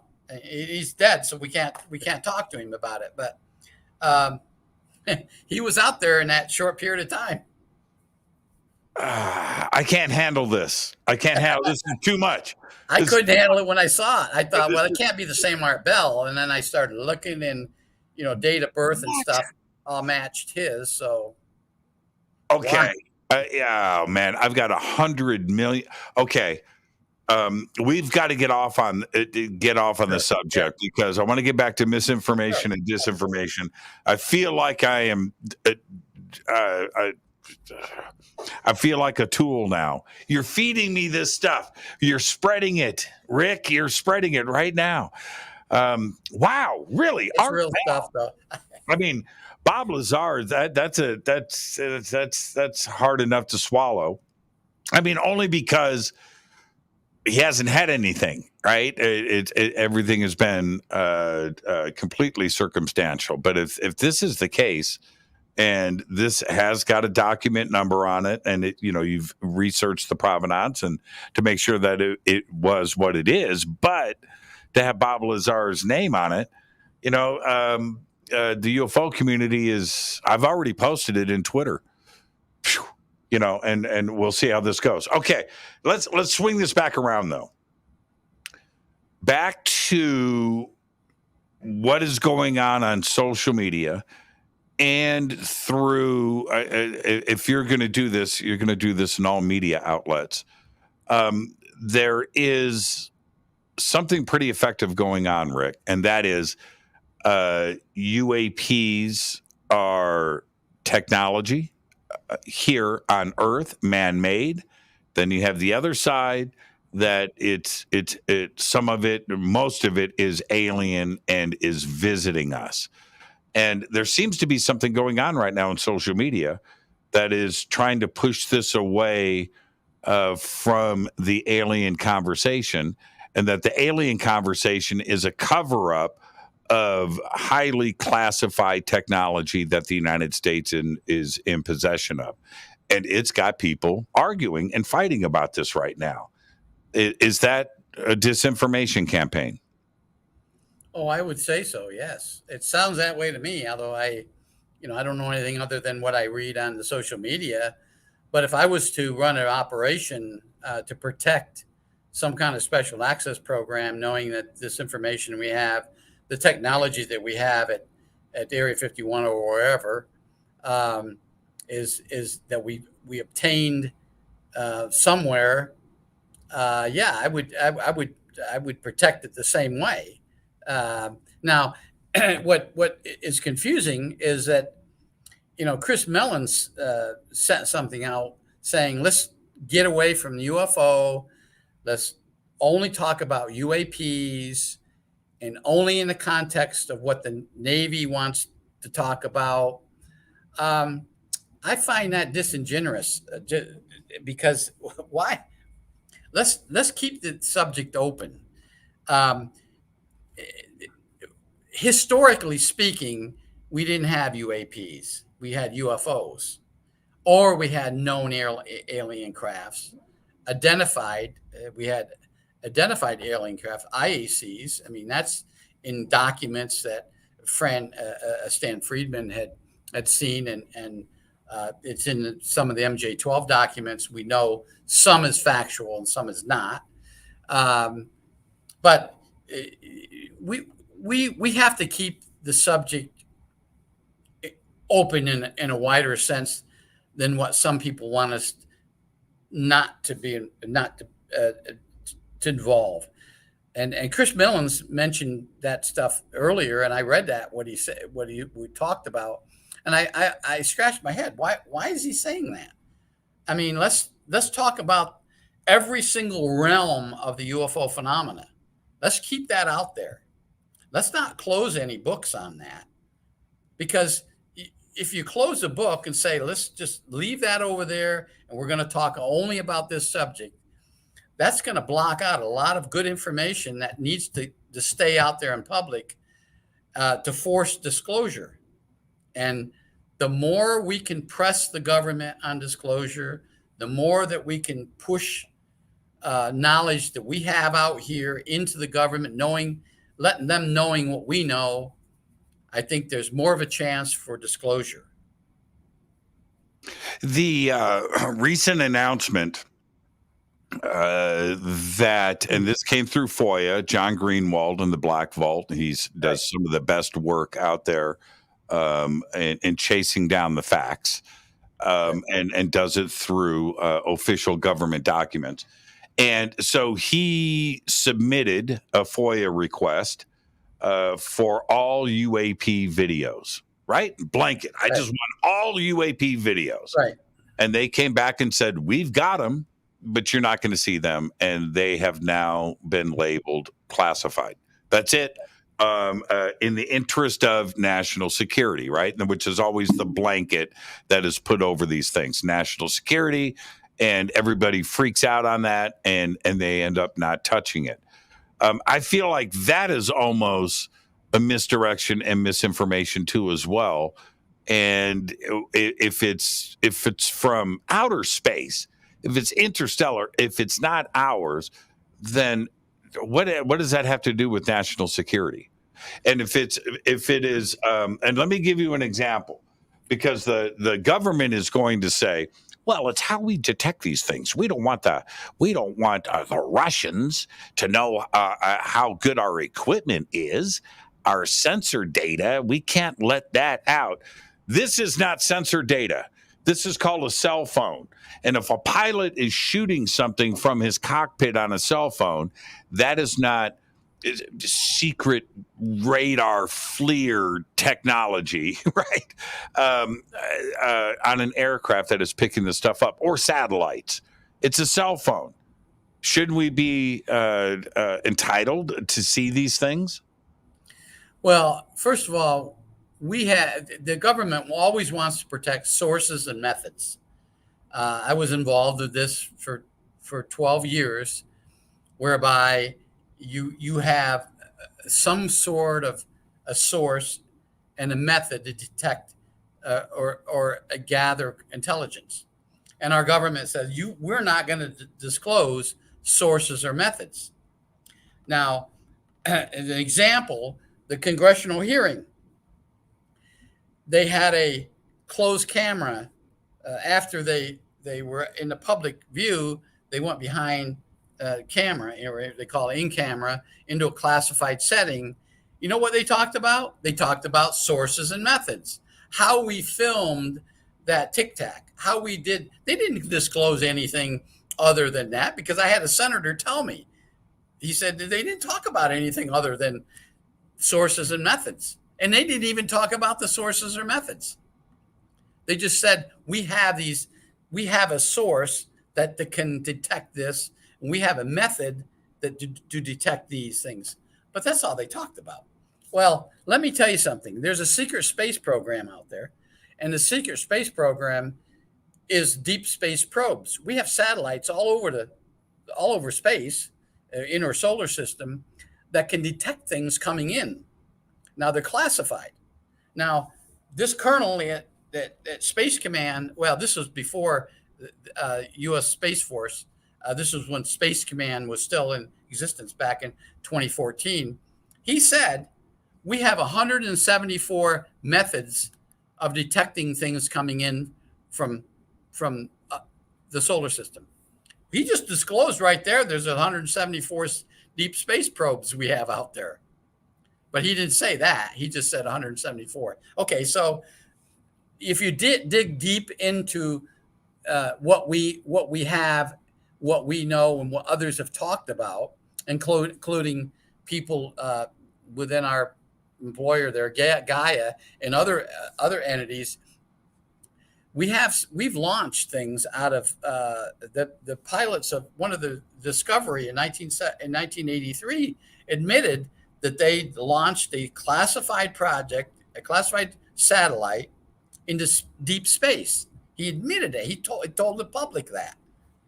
Okay, so we have space satellites out there, and they're detecting things coming in all the time. But the government doesn't want us to know, or doesn't want you to know, that we have the deep space probes. So they can't disclose methods or sources of information of how these things are being detected. Now, the Navy said we're going to not disclose any more of these videos. The Air Force said the same thing. Well, the Air Force never did disclose theirs. The Air Force has 110 of them sitting in a classified vault that would scare the dickens out of anyone that saw them, but they're not going to disclose them. And so the Coast Guard, the United States Coast Guard has them. They don't have jets. They have the C-130 cargo planes and rescue planes and helicopters. And one over the Northwest off Vancouver Island, for 40 minutes, they filmed these two spacecraft, alien spacecraft, flying saucers, as what the pilot and the co-pilot said, flying around their helicopters. And they filmed it. Well, that's classified. It was taken over by the Navy, and the Navy says that's classified. So there's things out there. Even the Canadian government, the Canadian Air Force has things that they're not going to disclose that have happened, that they've filmed. So we have to get the government, we have to get Congress to put pressure on the military to release these things. Now, I understand that there's a different branch because the military is an executive branch, but there's things that you can, methods that Congress can take to put pressure on the military to release some of this stuff. Now, if we still had Harry Reid around, God bless his soul, and he was still in the Senate, I think he could have done it. But unfortunately, we don't have anybody in the Senate now in leadership that will do that.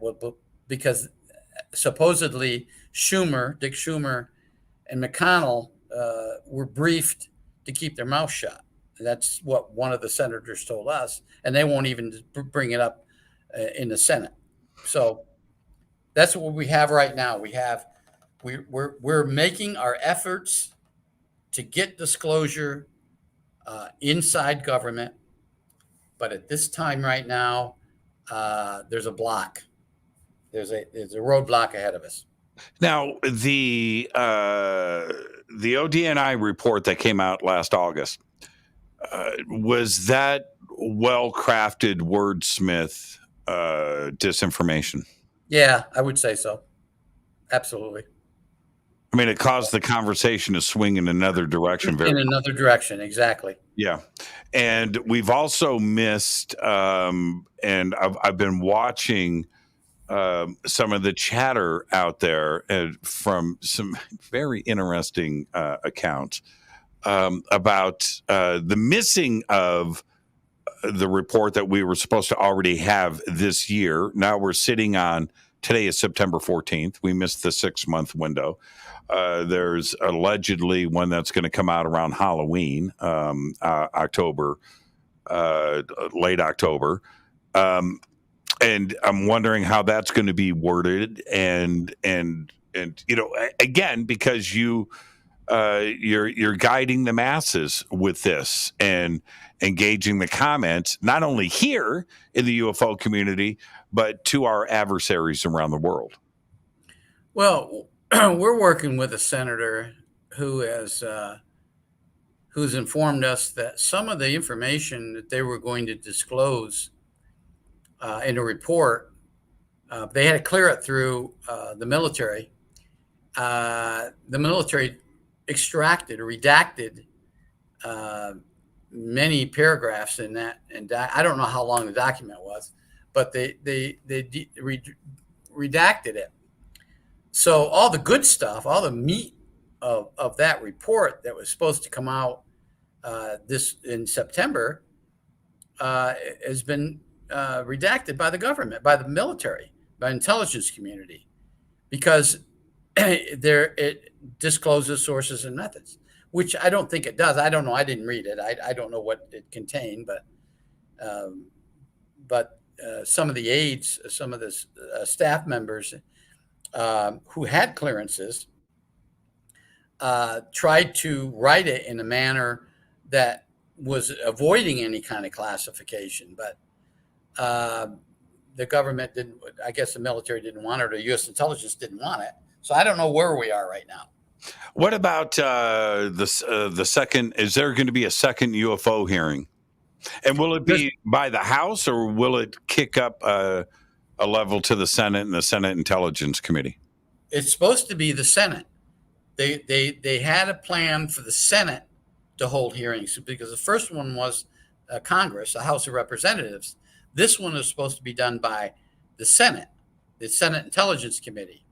But that was blocked by Chuck Schumer, who's in charge of the Senate right now, I guess because of what's occurring within the government, and they want to keep some of these other things, the January 6th hearings and things like that more open and available. And plus, the senators are going to be leaving here shortly for campaigning, because there's an election this year. So I don't think we're going to see it. Unfortunately, we're not going to see it. I think the Senate hearings, because we were more involved, our group was more involved in that, in our Senate hearings, and we were going to we had some excellent questions that we were going to pose to whoever the intelligence community placed in front of the hearing. And I understand there was going to be a general, an Air Force general, and somebody from the Department of Defense. But that I don't think those hearings are going to materialize at this point, which is it's frustrating to people out here who really want disclosure. I mean, we could have disclosure without disrupting the intelligence community, about disrupting research and development. Just the fact that, yes, we've been visited, we have obtained materials from the ETs, just those things, those basic things that we want to know, the public wants to know, and we can just do disclosure without harming the government. And how it was collected, and anything else that would be there, in the interest of national security, certainly. Let's take our break right now, Rick. I've got to get this in. This is Fade to Black. I'm your host, Jimmy Church. Our guest tonight's been an explosive show. Rick Doty, Art Bell at Area 51. I'm going to leave that right there. We'll be right back.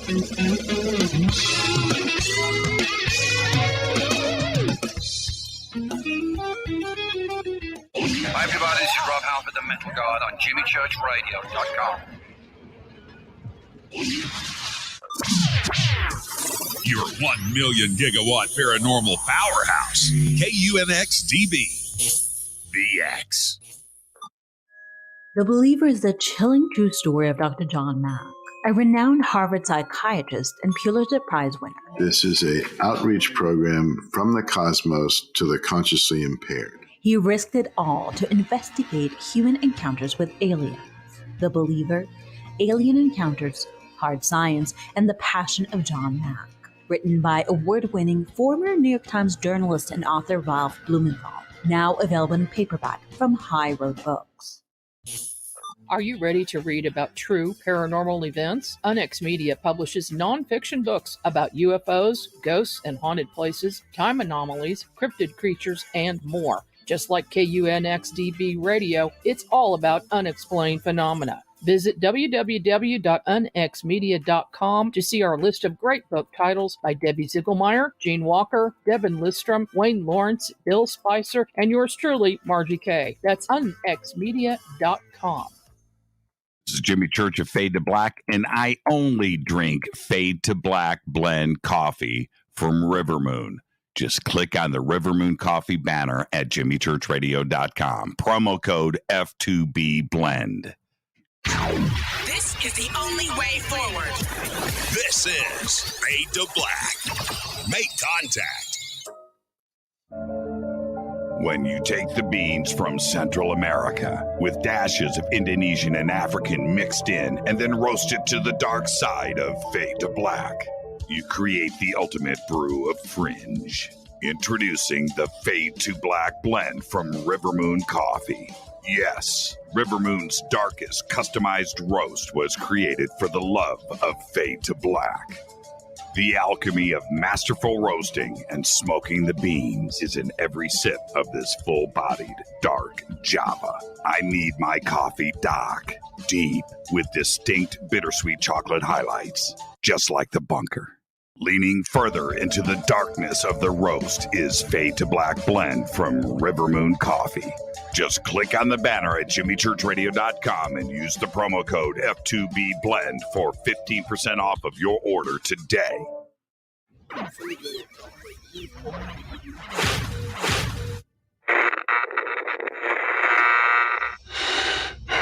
You want to know a secret? I love ponies. I really love ponies. I'm serious. I couldn't stay sane without ponies to brush. Why Fade to Black? Because you never got that pony. Damn it. This is Fade to Black with Jimmy Church on the Game Changer Radio Network.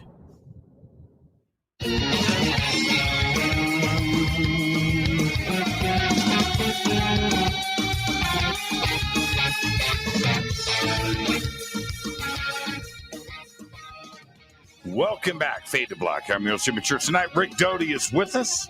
I can't handle it. I can't take it anymore. Man, incredible, Rick. What a great conversation tonight. And I want to flip things around if I can. Recently, John Greenwald and the Black Vault presented a video that I watched about. I'm just going to call it. I don't have the exact name, and I'll leave that up to John. But it's a document, and everybody can go and watch it over on the YouTube channel. It's an operations manual guide on classifications and dealing with UAP. And in this guide, I'm going to paraphrase. Go and watch John's video because it's excellent. But that all UAP data, everything needs to be classified. This stuff doesn't need to go out into the public, and if that's what it's dealing with. And now I'm paraphrasing, but the overall arching writers, author of this, and this is for the Department of Defense and for the three-letter agencies. I think that this is a pretty big deal. The community itself, I don't think is as aware of it as they should be. But does that alarm you that this kind of document is written and who wrote it? And I'm wondering if the author of this could possibly, be out there in social media and engaging things and seeing how stuff is being dealt with, and they just want to just close this UAP issue down. Well, classification authority rests with a number of different agencies. Different agencies can classify things, but the governing directive is DoD Regulation 5200, and that's what you're talking about. It dictates when something needs to be classified, how it's supposed to be classified, whether it's going to be top secret with the caveats, with special access, whether they're going to be secret or confidential, which is the lowest classification you can get. And then there's, of course, special categories, such as if it dealt with nuclear weapons, it would be restricted data and so forth and so on. Anyways, I get you, and I do think that this is the danger when the government starts thinking that everything, especially anything to do with UAPs, will be classified. That's ridiculous. Number one, it's already out there in the public. The Tic Tac videos, the Nimitz incident, the Roosevelt incident, some of these other incidents that have been filmed and released, that's in the public. It's very difficult to come back and say, Put the genie back in the bottle. Yeah, right. Yeah. So yeah, it worries me. It really worries me that the government is collapsing. I think because of Space Command. Space Force. That now they're going to classify everything. And what do you make of this? Okay. What's going on today in a very small segment, I might add, of social media? It's not all of ufology, but the ability to get UFO researchers that have been at this game for a long time. Ufology is decades old. It's not Twitter old, right? It's not social media old. But this is something that was very effective in the past, was to get different researchers with different ideas and different data in fighting, right? And that's very effective, right? Yeah. Right. And I see that going on today. It's straight from the playbook, isn't it? Oh, absolutely. There's more harm done from within the UFO community to themselves than anybody could done the outside. Like Phil Glass said at that UFO convention in 2006, you people do more harm fighting amongst themselves than I could ever do from the outside. I mean, and that's true.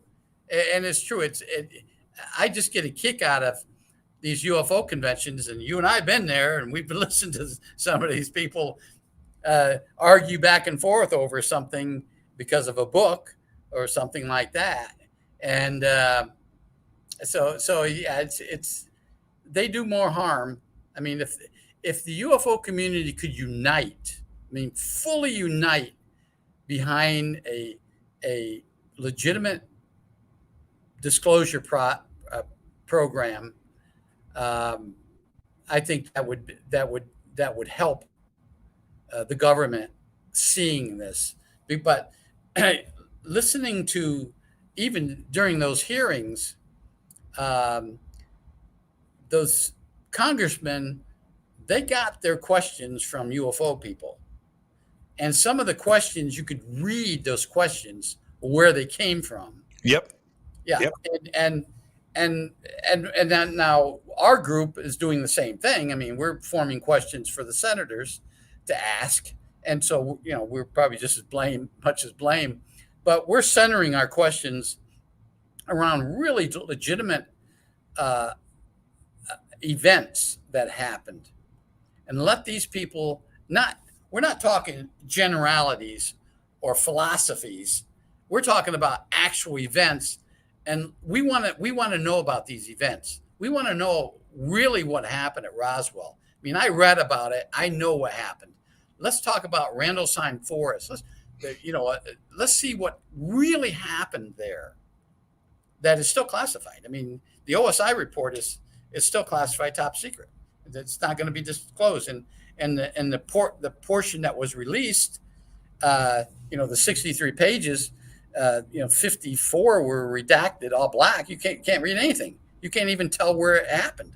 So we need these things happened before. They happened in the past.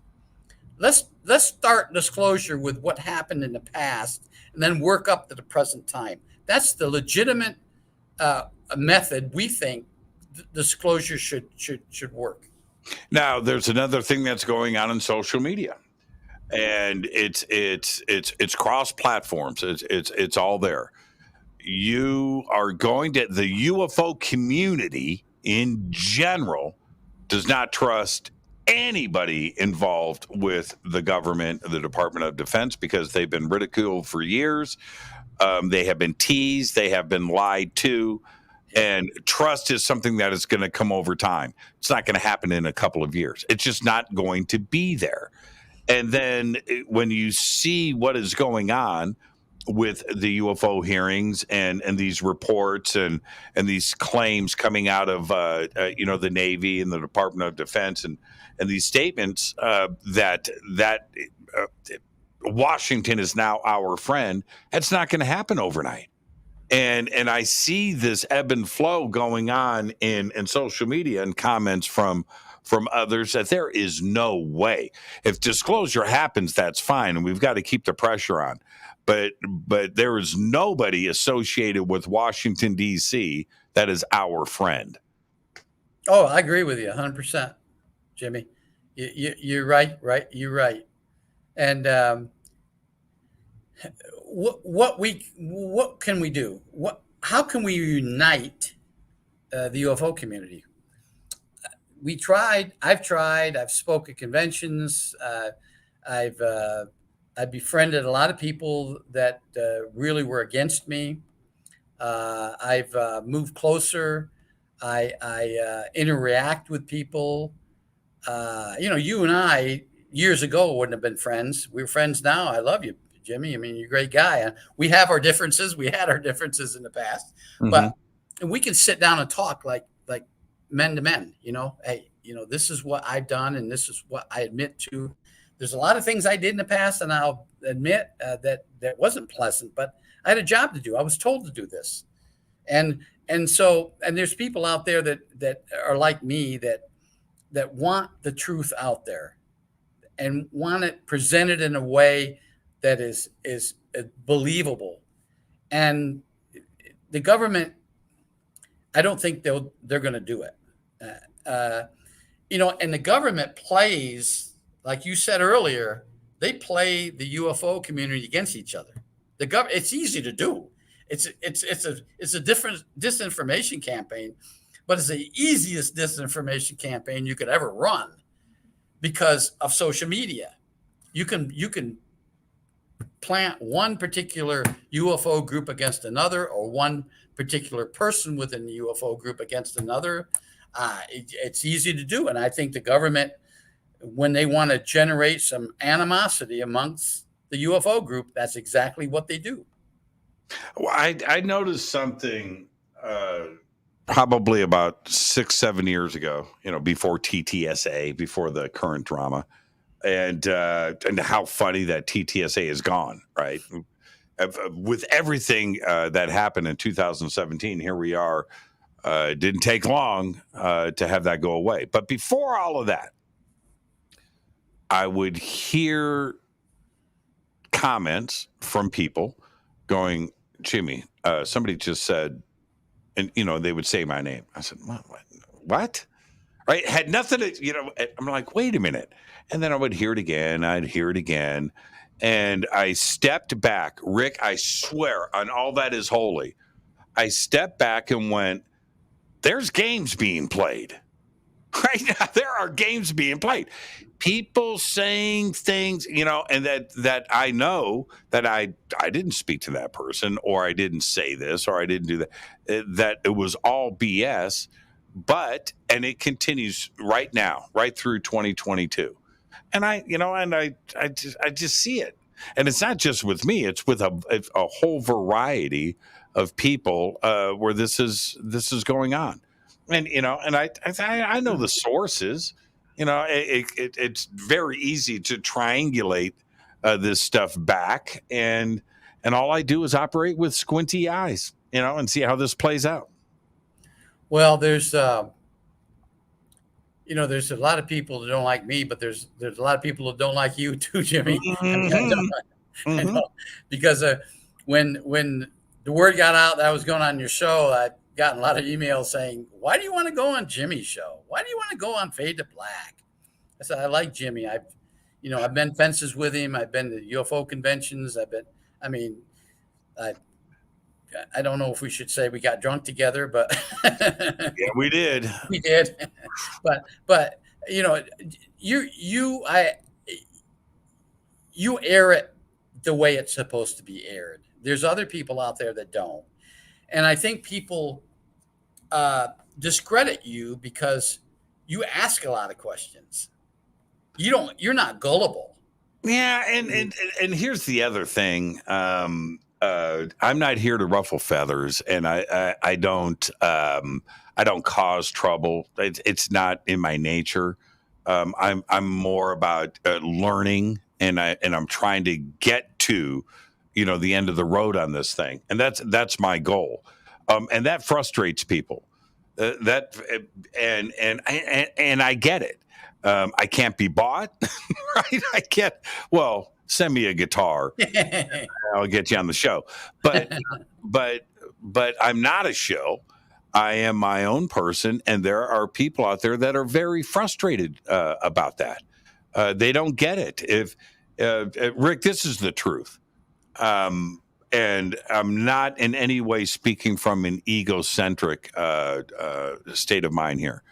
If anybody walked a day in my shoes and saw what I actually did, they would have a completely different opinion. Okay. Completely different. And, but they can't, and they don't. So they write their own idea of what's really going on and who I am. And because I don't run my mouth and say things out in public. I'm not posting in social media. I'm not, you know what I mean? I don't do that. So they don't have any ammunition to say anything. So they make it up. And it's just the way it is. And here's the other thing that really pisses people off. I don't give a crap. I don't give a crap. I don't see it. I don't read it. I don't hear it. I don't watch your stuff. I don't read your stuff. I don't read your. I just don't. I don't give a crap. This show is just done with you and I talking, and that's it, without any outside influences. That's it. That's it. And it makes people angry. Oh, it does. It does. Especially knowing you don't really give a shit about. Excuse me. I don't give a shit. I do not. I don't normally say those words, but I never swear on this show. But okay, all right. Well, I know everybody just freaked out. Jimmy just said the bad version of poo poo. Well, we got to have a voice out there, and I like your voice. I mean, I listen to your show a lot, and you have good guests, and some I believe, some I don't. And I'm up front with somebody if I don't believe him, and I like that to be well. And then there's other entities, other ways to get the word out, and I think I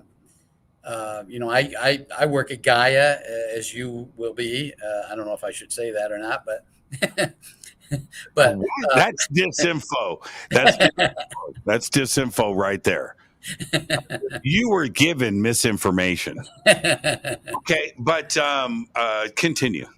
But Gaia has a cosmic disclosure with Emery Smith. I've been on there for several years. I have like 45 episodes, and some with somebody else, another person. I've traveled the world. I've been to UK speaking. I'm going back to the UK in October. I'm trying to get the word out. I don't use people anymore, such as Bill Moore or Jamie Shandera, as disinformation people. That era is over with. I try to convince people of that. I'm the legitimate Rick Doty now. I'm not. I don't spread disinformation. I couldn't be at Gaia. I couldn't have worked for the Institute for Advanced Studies the years that I worked there if I was that bad person. So I want to get the word out. I want to get disclosure out in the best way we can. I want to get everything that we've done that we can legitimately talk about within the UFO community, everything that the United States government, United States intelligence community has done from 1947, from the Roswell Crone incident up until now. How we do this, we have to do it in a way that the public will become involved with, rather than telling the public. We should grasp the public's assistance and getting this out. And I'm doing a good job of it because I used to get a lot of hate mail, but now, or emails. Now I get people who want to help. What can we do to get the word out? I said you need to contact your senator or congressman and tell them you want to know about this. You have the right as a United States citizen to know what our government's been doing. I wanted to before, and by the way, I don't care what you're doing in the morning. We're doing overtime. And that's going to come up here shortly. So, but anyway, you had mentioned earlier, I don't need a lawsuit. I don't need names. So keep that part. Sure. But you said that there is somebody that you have been trying to out that is active right now in social media and in the community. Is there, you had mentioned on this show, it was probably 4 or 5 years ago now, that there were a couple of speakers in the UFO conference circuit that were agents, that were informants. Yes. Is that going on today? I mean, are there active members of ufology that may not be who they say they are? Oh, yeah. Yeah, I'm not going to mention names, but I know of 3 who are cooperating. I should say, they're cooperating assets for the U.S. Intelligence Service.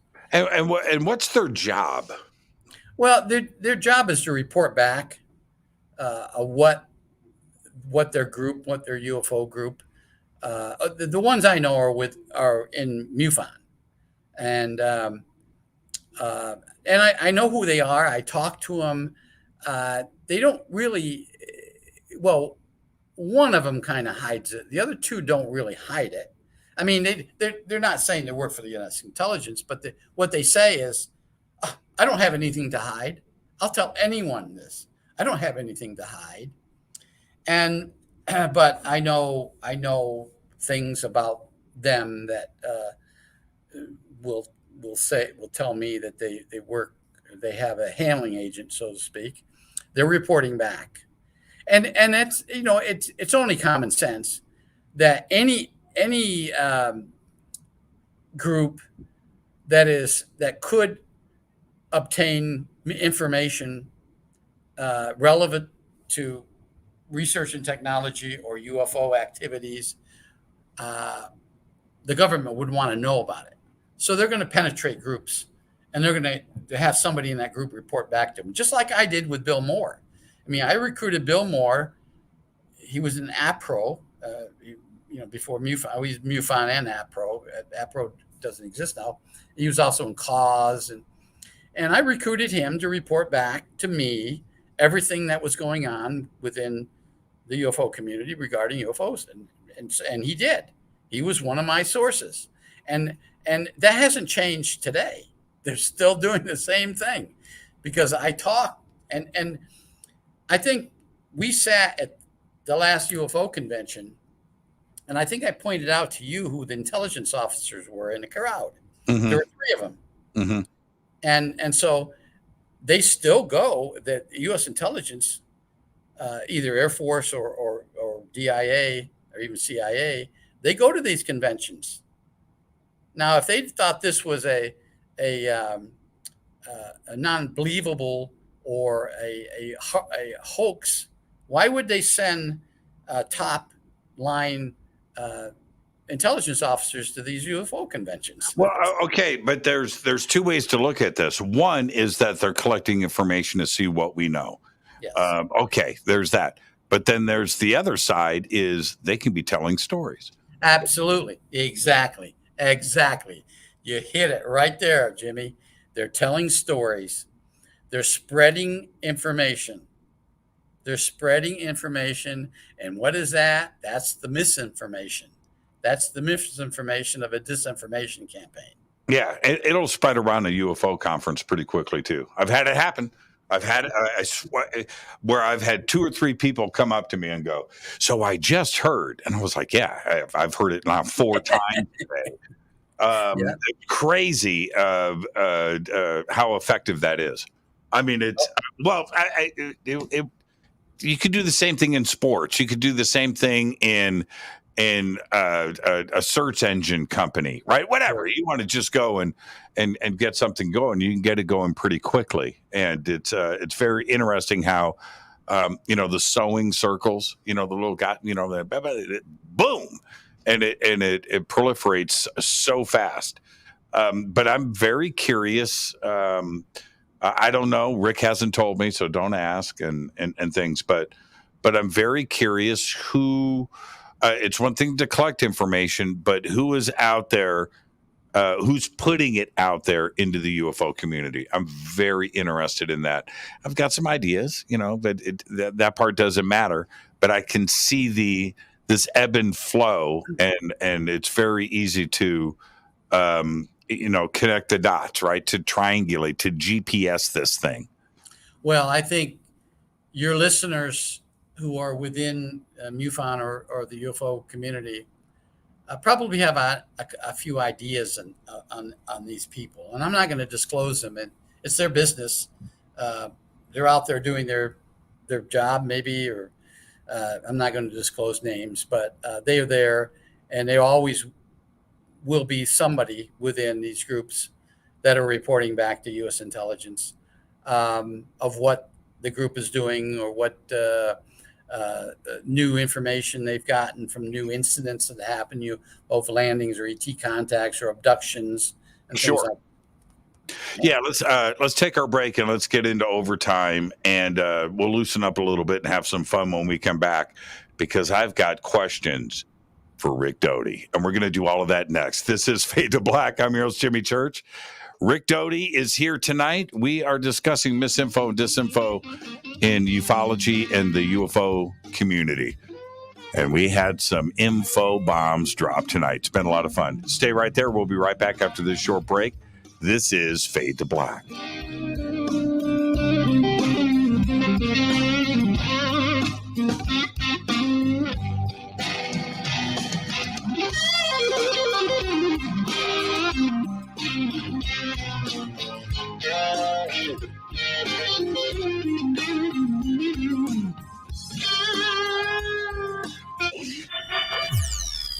You're listening to Jimmy Church and Fade to Black on the X.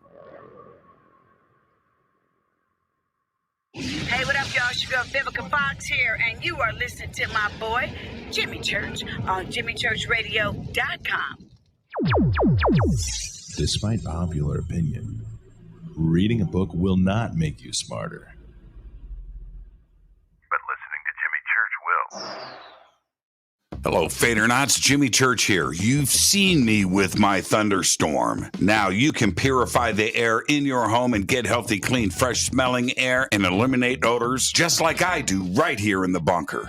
The Eden Pure Thunderstorm uses oxy technology that naturally sends out O3 molecules into the air, which seek out odors and air pollutants in your home and destroys them. It's called a thunderstorm because it purifies the air just like after a thunderstorm. And right now, you can save $200 on an Eden Pure Thunderstorm 3-pack for whole home protection. With this special offer, you're getting 3 units for under $200.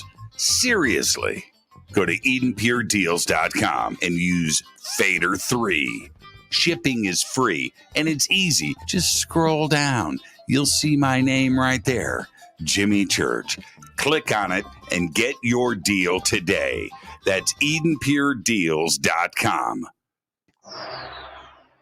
This is Billy Carson, founder and CEO of ForbiddenKnowledge.tv. ForbiddenKnowledge.tv is the fastest growing and one of the most watched networks in the world. And I would like to personally invite you to check out our expanding library of TV, film, lectures, and special presentations. ForbiddenKnowledge.tv has over 6,000 videos covering lost history, health, UFOs, spirituality, and our future. We are committed to our community, and with my personal invitation, you can right now get your own free 30-day membership at ForbiddenKnowledge.tv.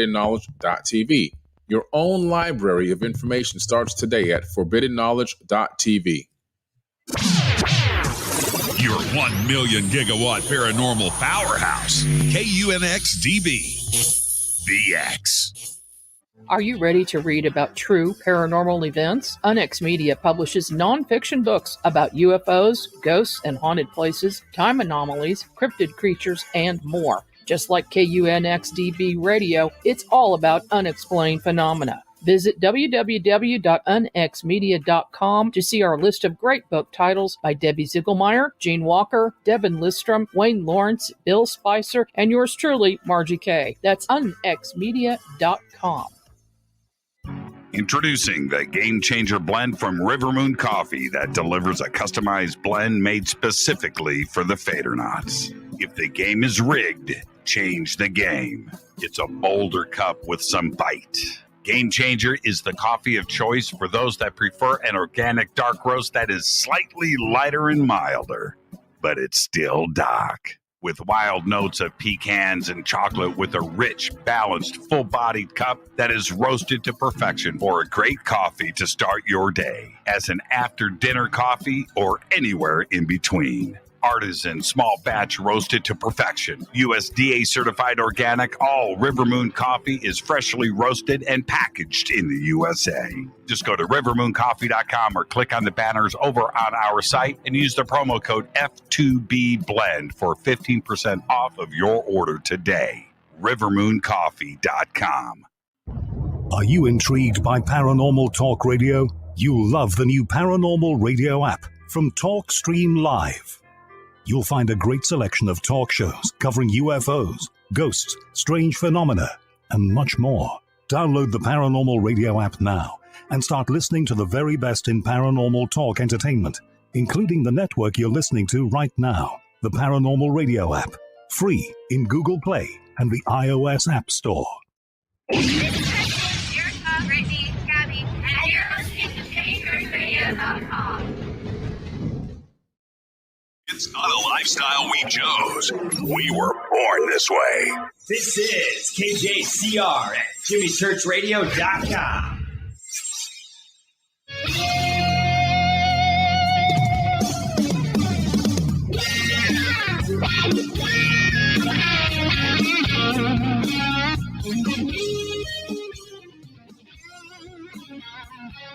Welcome back. Fade to Black. Going into overtime with Rick Doty. Yeah, man. Wow, what a show tonight. Art Bell, Bob Lazar, just mind blown tonight. Hang on. Sometimes I just drink too much coffee during the break. Overtime, Rick Doty. Overtime. Okay. Now let's loosen up a little bit. And I want to go here. Serpo. Misinformation, disinformation, government-funded campaign. What was it? Well, it's a yes. It's a yes or no question, Rick. A little bit of both, I guess. That's a story, and that's a complex story. If you go back and look at all the different players involved in this, Victor Martinez and Joe Yeager, and I could name him forever. And then me, I was feeding information off or getting information off other people. Obviously, I wasn't around back in those days. I was a kid. But there's some people that will swear by it, and then there's some people who will say no, it was a disinformation campaign to scare the Russians. We wanted the Russians to think that we had contact with an extraterrestrial race, and that would scare the Russians. Now, I think part of that's true. I think we did let the Russians know. But on the other hand, there's a lot of things that can be verified that happened. And there are people out there, unfortunately, they're dead. But there was one person out there who spoke from the heart about it happening. Although there's a controversy about how many people went, whether it were 12 or 3 or 1. I know Linda Howell spoke many times about Serpo, or about what she knew, and about the one person that she had contact with who had supposedly went and came back. So I think there's a little bit of facts in a bucket that's mostly a counterintelligence operation. Why would they try to mislead the Russians in something like this, and having the Russians believe that we were sending and trading personnel and with a planet called Serpo? What's to gain with the Russians believing a story like that? Well, there's a number of different facets to that. Number one, if the Russians were to believe that we had contact with an extraterrestrial race, that would mean that the extraterrestrial race could be providing us with advanced weapons or advanced research technology, and that would scare the Russians, number one, thinking that we had something they didn't have as far as a weapon system goes, or even space travel.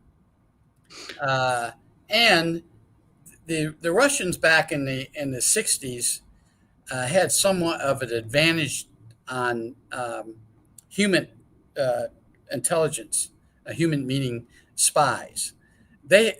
We had an open society. They didn't. It was easy for them to keep track of their people. It was not easy for us to keep track of our people. I know in intelligence operations course, we learned history. And one of the things we learned was that from the 50s on through the 60s, the Soviets had an easy job of keeping track of our spies, and we had a difficult job of keeping track of their spies. So I think that all played into this thing that, hey, we got something that you don't have, and I think that's part of the operation. Although I don't know for a fact. I know Serpo means something to U.S. intelligence. The word Serpo, it's something to do with special extraterrestrial planet or something. There's an actual meaning of Serpo, which just came out here a little while ago. Somebody brought it to my attention that I didn't know about. So you're suggesting it would be possible to FOIA Serpo documents? People have tried. I know there is one document that DIA released to Bill Ryan, who he was one of the administrator that had information about Serpo, but it was heavily redacted. Actually, it was not about Serpo, it was about Project Crystal Night, because that was the project. I remember. It had anything to do with Serpo. The document pertained to Crystal Night, and it was a space program being run by the National Security Agency. And but the document was really heavily redacted, so you couldn't really make a whole lot out of it. So that's the only thing that I can remember anybody getting from the Serpo story was Bill Ryan's. And he showed that to me, showed to other people, and wanted to know if I could, maybe read between the lines. But it was too heavily redacted. I just don't know what it was about. Now, I mentioned at the beginning of the show, Project Blue Book being a bona fide disinformation, misinformation campaign. I think history is going to, just continue down that path with it. For you, is that some of the best evidence of the Air Force running misdirection directly with the American public when it came to UFOs? Oh yeah, I think initially it was a program. The reason that they changed names, Grudge, eventually to Blue Book, was that there was different administrators with different objectives. And I know my uncle, Edward Doty, was involved with Project Blue Book. He was an investigator. And he told me stories about why they changed the name and the differences between an open investigation of something that they could readily identify as being an answer to a question of what was that in the sky, to the more mysterious cases, which they couldn't answer, didn't have an answer to, and how they classified them. And so, as you said, it's a form of a disinformation campaign, because not one single case that the government talked about was identified as a legitimate extraterrestrial craft or extraterrestrial contact. Those cases were classified. They were classified top secret, and they went on to somebody else to investigate. The field investigators only investigated cases of known astronomical objects, and let's face it, most of what the people were seeing could be easily identified as a plane, as a research and development plane, or as the Venus, the planet Venus, or other things. And so, but the ones that couldn't be, they're the ones that the government's not going to come out public and say, listen, I got all these cases here, these 700 cases.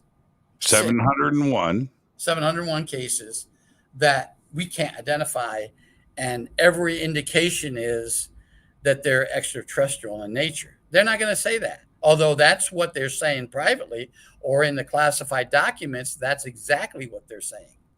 But they're not going to release that stuff. Okay, and I think that we all understand that. But my point, and thank you for that, but my point to the audience, when we talk about misinformation or disinformation, these are direct. I mean, these are things that you can go and research and follow up on your own. And Blue Book and Serpo, certainly the internet version of Serpo and Martinez and what was going on and all of the players. I don't want to get into the list of names and the aviary and all of that, but it was a very concentrated, comprehensive campaign that was in play. It wasn't real, and elements of it possibly being real, but it was misinformation. It was disinformation, direct, right to the public on the internet. And I was in the middle of it, Rick. I was right there, man. I was reading those updates every single day. I couldn't wait for you to give some more information to Martinez. Okay, so anyway. You know what? I wish I had the mind to do that, write all that stuff. I know. I'd be a millionaire now. I'd be writing science fiction books. Whoever wrote that stuff. That's right. Now, you just hit the nail on the head. It was some of the best science fiction ever. Some very creative writers were behind that, for sure. And Rick Doty being one. So let's talk about MJ-12. Again, in your opinion, I've already stated mine, misinformation, disinformation campaign out of Washington, D.C.? Yeah, those documents were created at the Special Means Committee within the DIA. Now, some of the information is legitimate. I mean, you can verify names and dates and places, and you can find out who was where and things. Sure, but the majority of it was a disinformation, I would say. Now there are other people out there that will say no, but I think that part of that was a disinformation campaign to belittle the UFO community, the people that got it. Okay. But you got to understand who got it. Who was the first one? Let's go right there. That envelope with the original film roll, right? That was sent to Jamie Chanderay here in Burbank. You were involved at that time with William Moore, correct? With Bill Moore. Did you know that envelope was put in the mail? No, absolutely not. No, Bill Moore contacted me and said, Jamie got a film canister that he had developed because he was the photographer. He had his own development studio. And he said, and it contained a classified document. I said, what are you talking about, Bill? And he said, no, tell me. I know it. So I said, well, let me go check and find out. That's my next question. Did you go and check? Well, I went into the intelligence community and I said, hey, anybody send Jamie Chanderay some kind of film canister? Is this part of an operation or what? And nobody that within my circle said yes. They said, I don't know. We don't know. It could have happened up in headquarters, but it didn't happen down in the field. So I said, no, Bill, I don't know what you're talking about. And I said, it's probably, Jamie exaggerated so much stuff. I mean, I could tell you stories about Jamie that is just ridiculous. But anyways, I said, well, let me fly out there and find out. So I go out there. Well, Jamie didn't want to show it to me. You're talking about you flew to Los Angeles. Yeah. I flew to Burbank, John Wayne Airport. Costa Mesa. I guess it's Costa Mesa, right? Yeah. Anyways, I went there and we drove to Jamie's place. And Jamie said, well, I'm not really sure if I should show it to you because I got it. I said, well, Jamie, if you want me to verify what this is. And then I started thinking that Jamie's just bullshitting us. And so finally, Jamie, went in and he had it in a secret place. He brings it out, shows it to me. And I look at it. I said, wow, this is something else. I said, I don't know if it's real or not. I mean, I know some of it sounds legitimate, but I don't know all of it, if all of it is. I said, why don't you let me take it? No, I'm not, you can't take it. I said, you know what, Jamie, I'm still a federal agent. I could seize this from you because it's classified. It has top secret on it. I said, and you don't have the right to know it, Jamie. He said, okay. You can take it, but let me make a copy. I said, no, you're not going to make any copies of it. So I take it. I go back to Kirtland. I make a copy. Because it was top secret, I couried it. All top secret documents back in those days had to be transmitted by the Armed Forces Courier Service. So, I scheduled that. They come and get it. Handcuff on wrist and a briefcase and one of those things, and they took it up there. Well, about 4 or 5 days later, a colonel called me and said, why'd you send this back to us? I said, well, I got it from to us. Okay. So that was the source. Bingo, right. The Pentagon. I said, yeah. It was this OSI. It's called a special. It's in DIA. Okay. Special Means Committee. Special Means Committee. Now, the Special Means Committee, I knew they created bogus documents. Most of them went to Soviet Union and Chinese intelligence operations. And they said, why did you send it back? I said, because I got it from a guy in California who somebody mailed it to him. He said, leave it at that, Mr. Doty. Just leave it at that. I said, do you want me to give it back to him? Okay. How so? You returned. Jamie did make copies. Jamie Chandray, everybody's a producer. Back here in Hollywood back in the day, and he worked with Bill Moore, and so that's who Jamie Chandray is.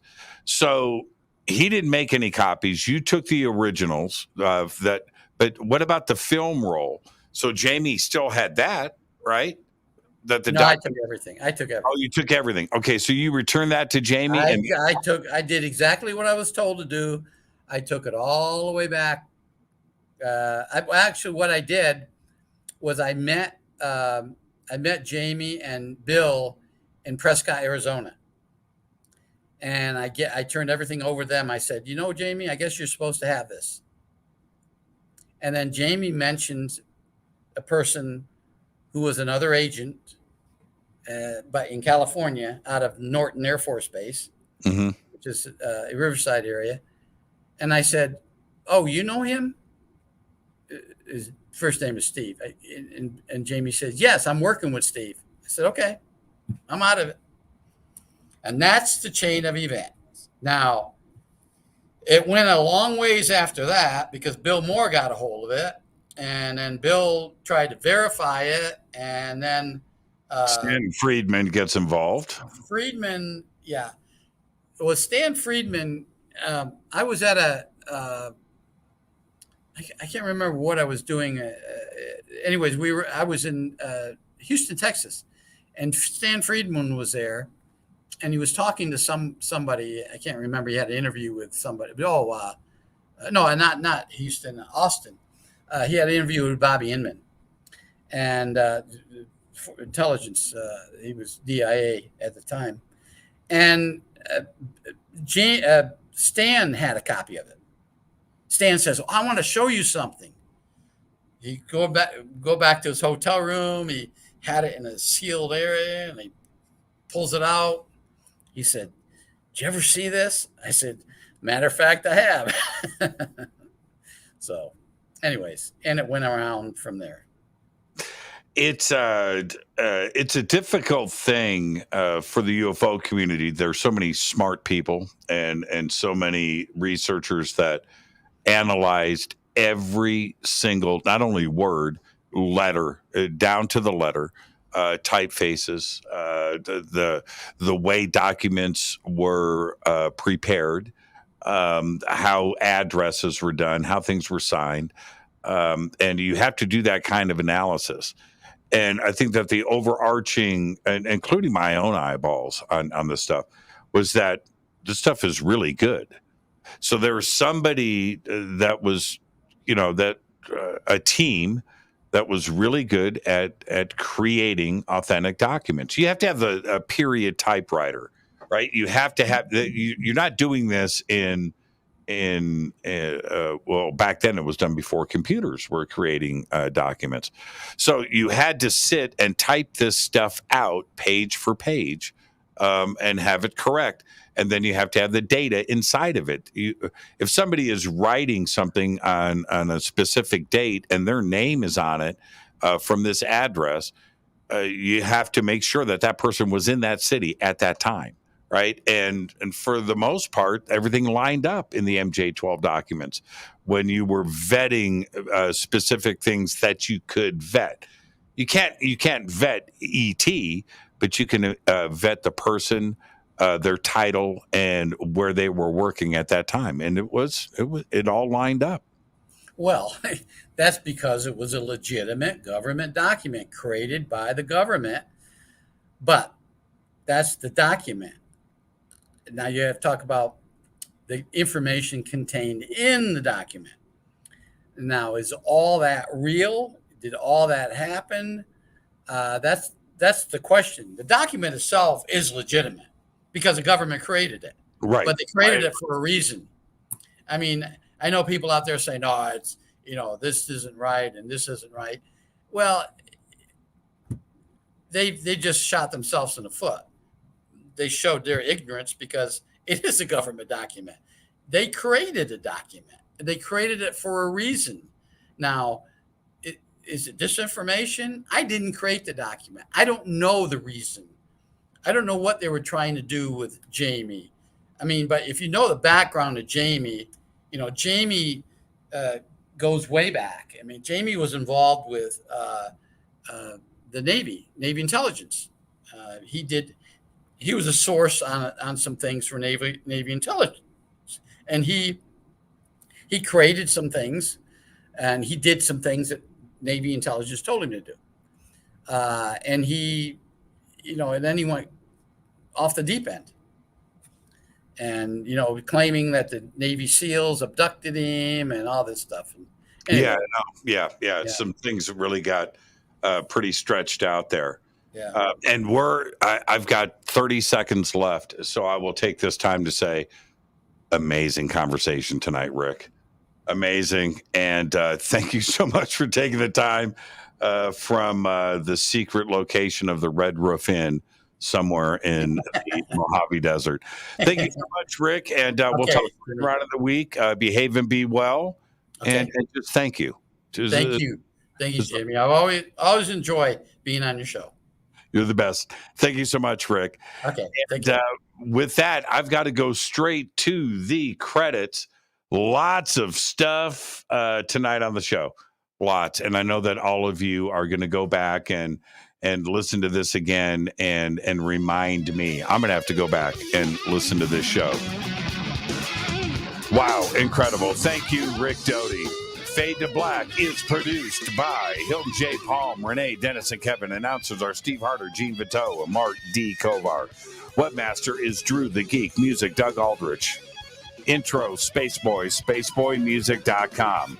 Fade to Black is produced by KJCR for the Game Changer Network, and this broadcast is owned and copyrighted 2022 by Fade to Black and the Game Changer Network, Inc. It cannot be rebroadcast, downloaded, copied, or used anywhere in the known universe without written permission from Fade to Black and the Game Changer Network. Tomorrow night is Fader Night with open lines all night long. I know what you guys are going to be talking about, and we'll do all of that. But until then, I want you to be safe. Go Beckley Tepe.